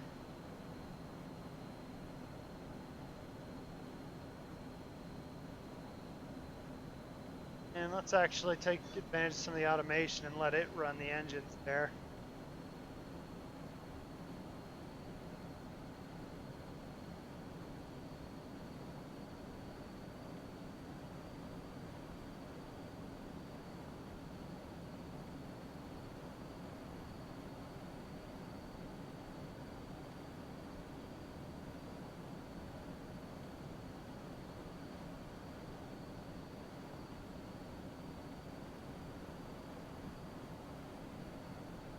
Not exactly sure what it wants to do here.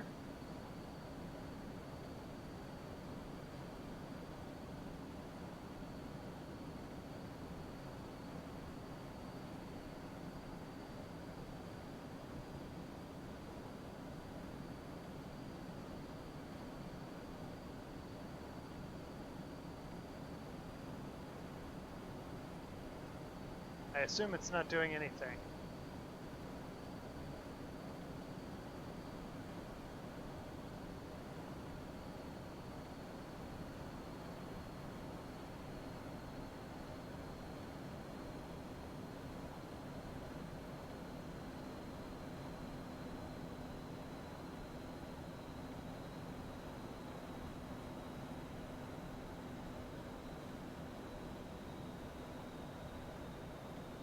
We'll hang out here.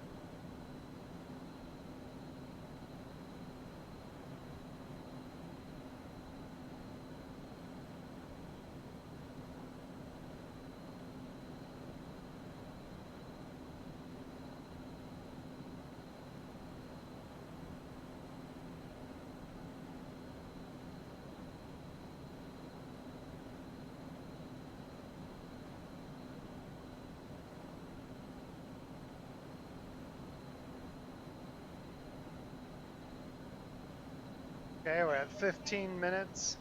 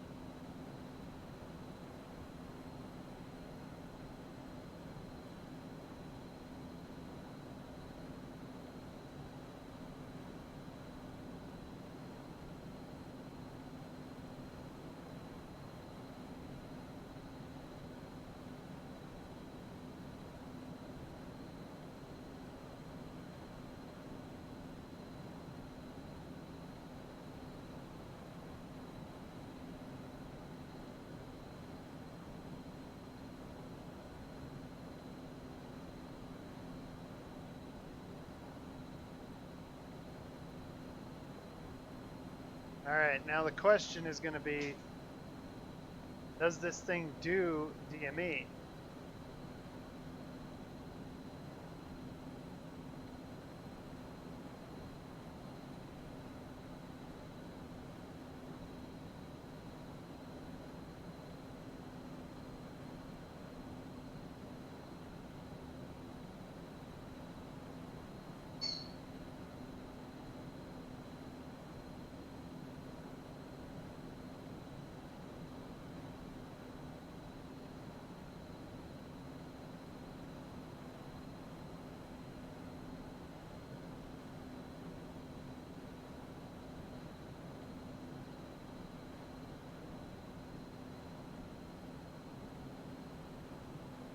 Their distance, 41 miles. Be able to pick up this VOR. If I can identify it here.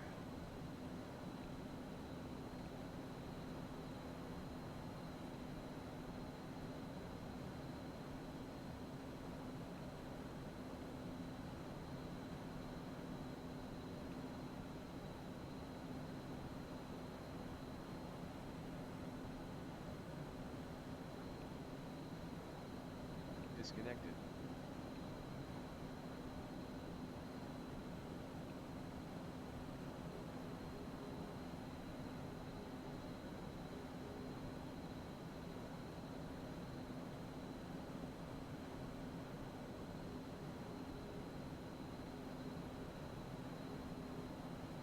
I am getting a signal from it.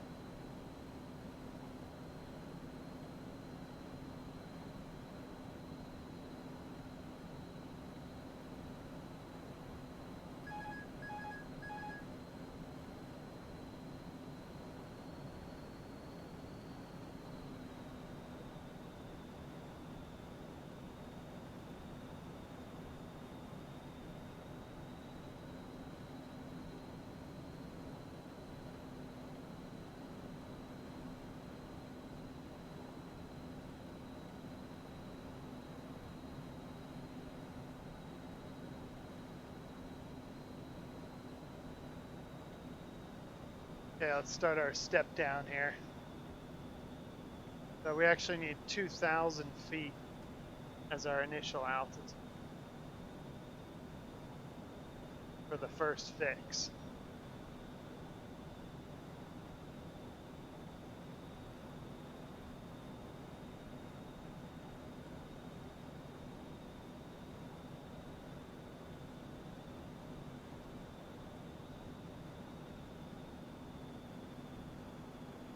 Let's bring that throttle back. We'll start a 1,000 foot per minute descent.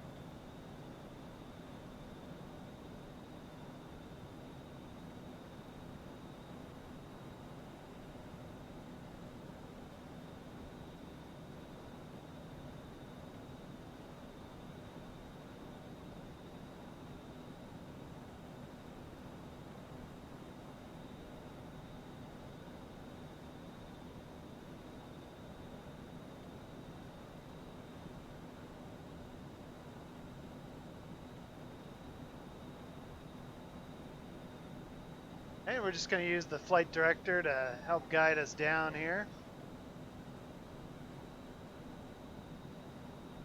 As you can see, it does a pretty good job at what it's designed to do.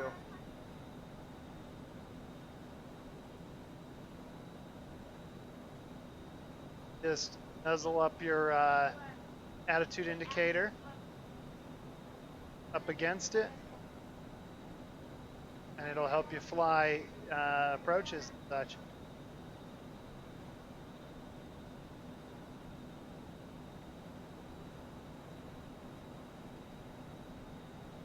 But just remember, like all of the automation in the airplane, it only does what you tell it to do.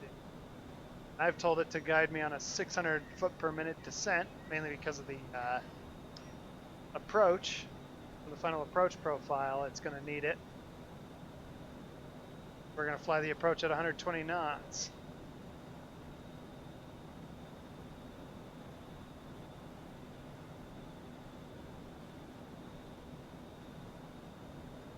And in order to reach my altitude, I'm actually going to need a little bit more of a descent than that.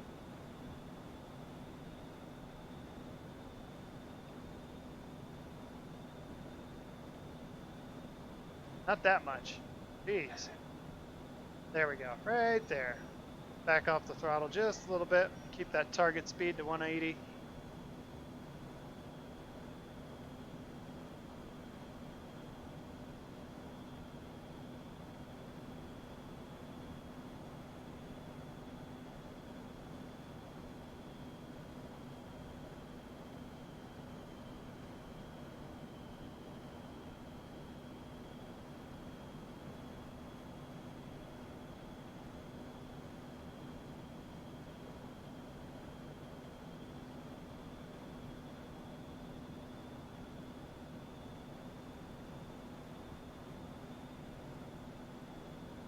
We are 6 minutes from our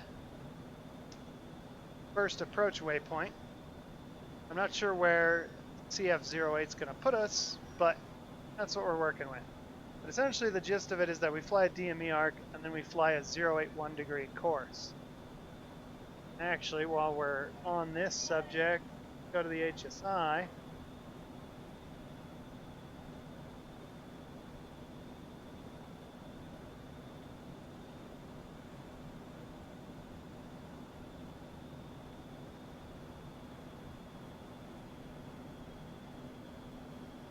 Interesting.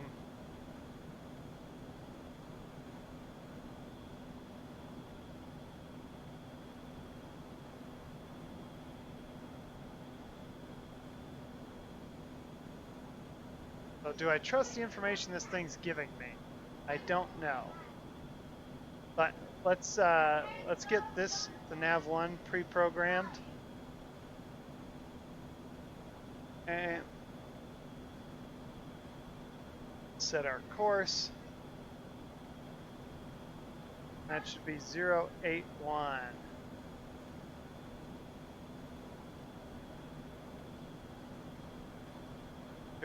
degrees.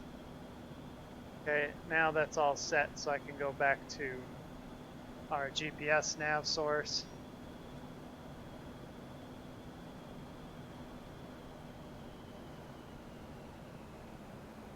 I let the speed get away from me there, didn't I?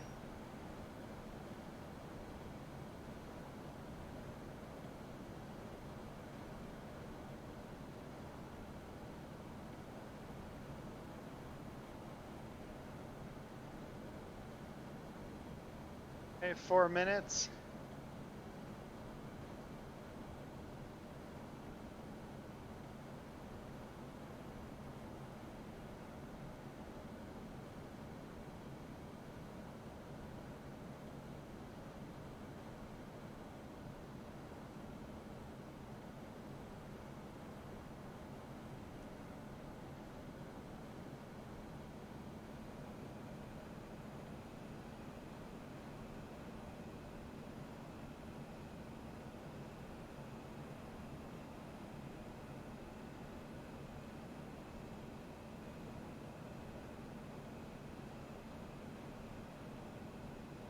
I remember we can continue to descend on the arc, so not too worried about that.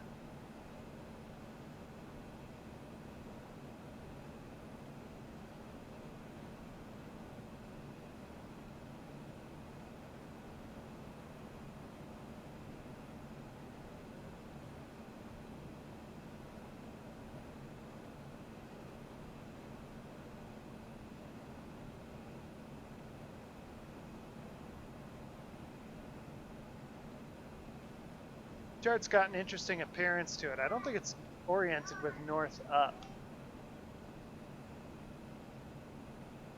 because of the way it's kind of drawn out. Not really agreeing with anything I'm seeing.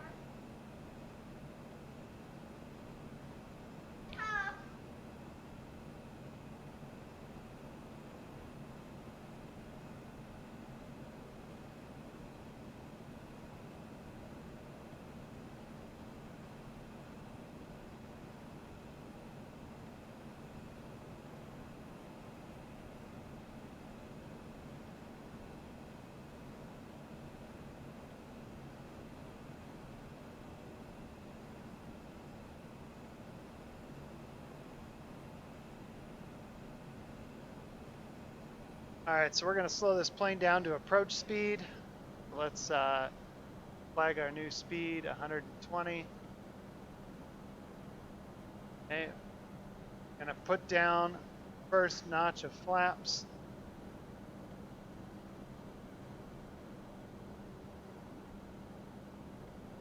Fight the ballooning there.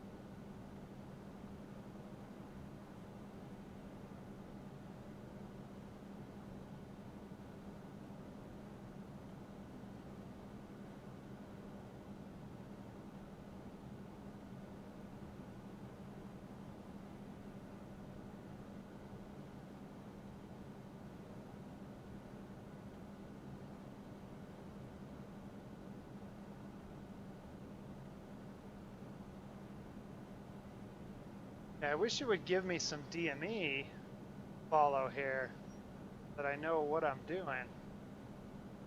That I can actually fly this arc. Something I'll have to figure out with this airplane here.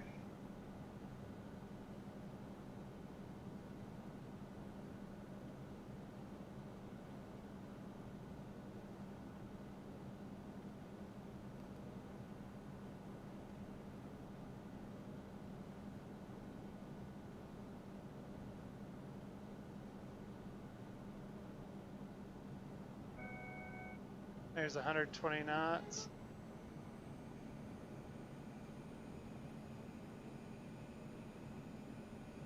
I guess this is going to be a straight in approach.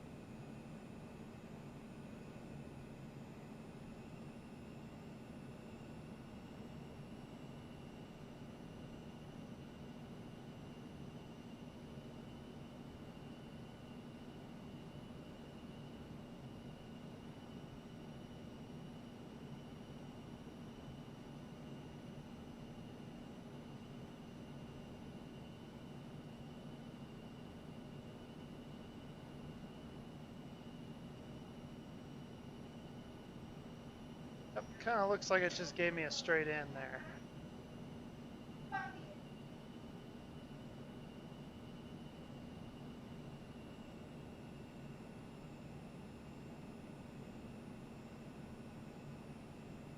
So it doesn't match the charts at all.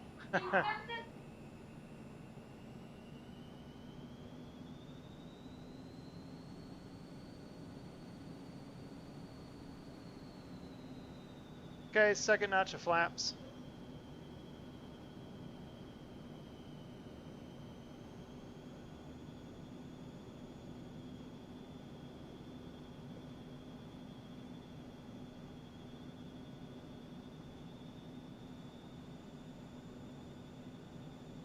All right, so gas undercarriage, landing gear coming down. Got gear down 3 green.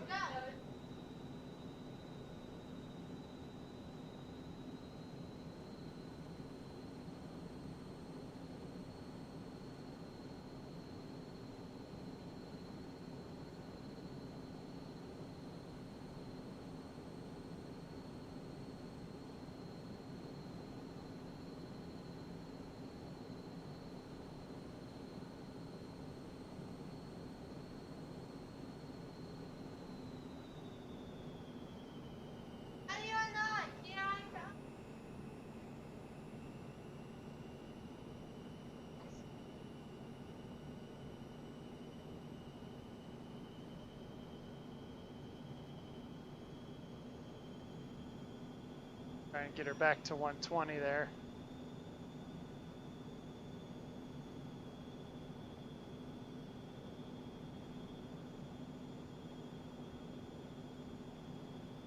I'm gonna go ahead and turn off the flight director, the yaw dampener.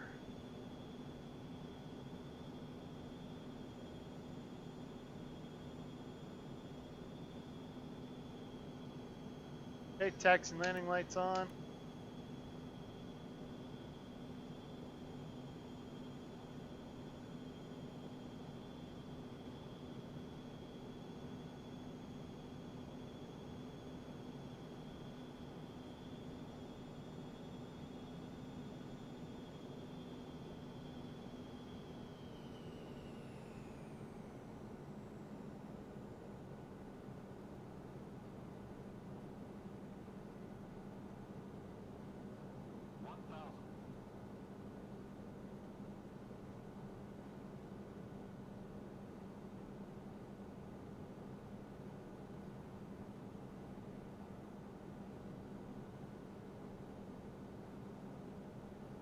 I'm just looking for those VASI lights to come back on here.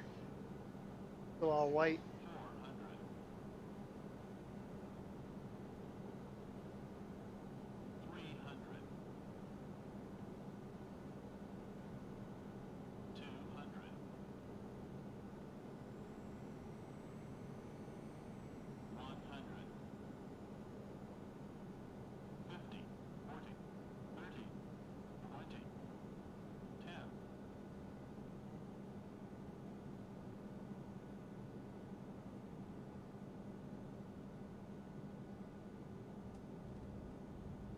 $53 feet per minute.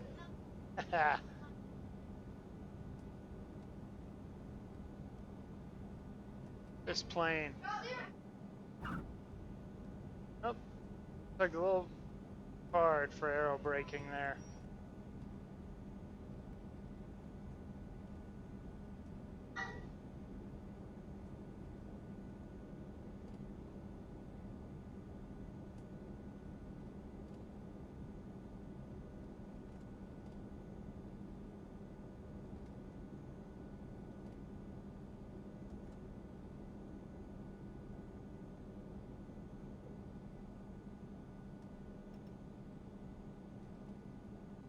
It looks like we just got to turn around on the runway here.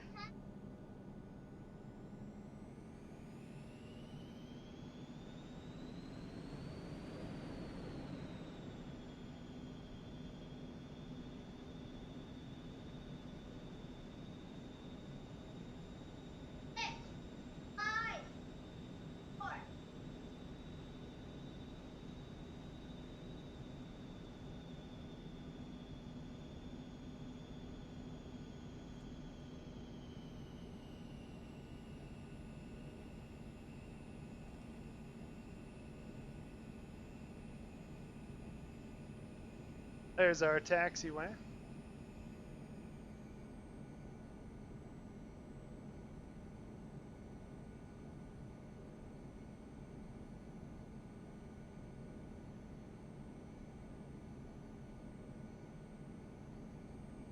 I'd like to welcome you all to Vasco.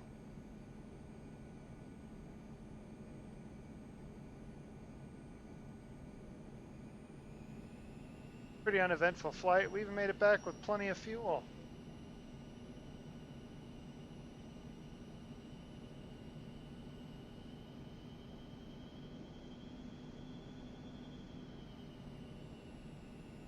Alright, so after landing checklist, we got flaps up, external lights as required. Go ahead and turn off the strobe lights and we're on the tarmac. Okay. Air source, we can go to off, and let's go ahead and equalize the pressure. Icing protection we can also turn off now that we're on the ground here.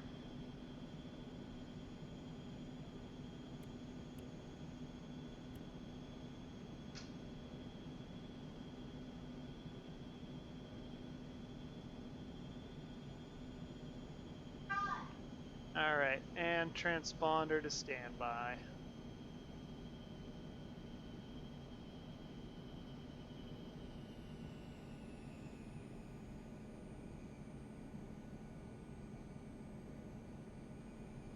Going to GA parking here.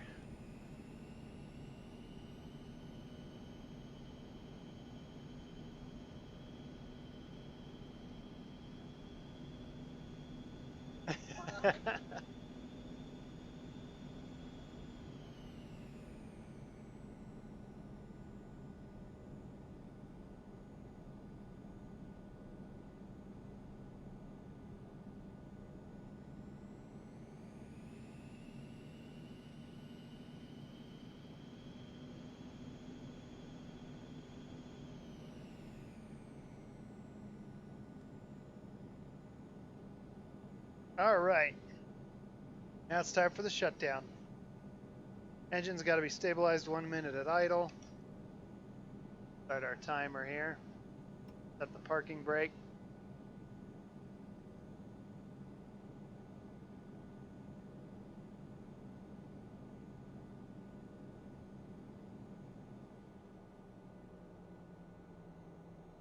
Oh, well, Guess if I do that, engine's shut down. Interesting. That's all right.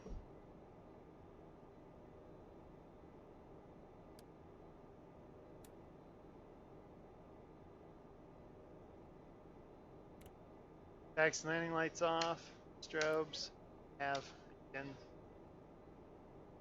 have to do it right here. Okay.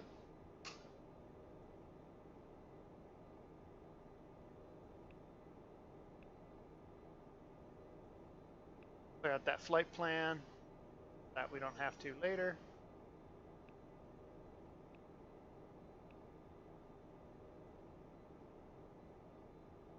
Power down. And silence.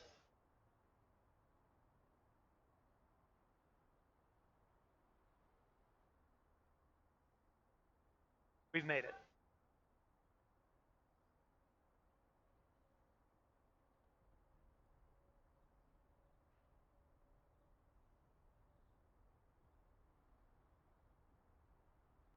Anyways, guys, it was awesome having you here.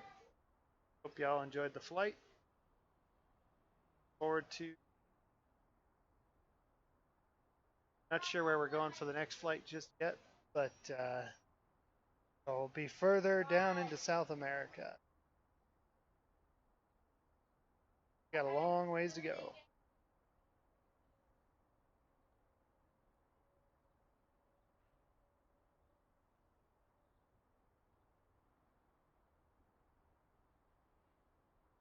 Here's our flight path and everything. Looks pretty straight.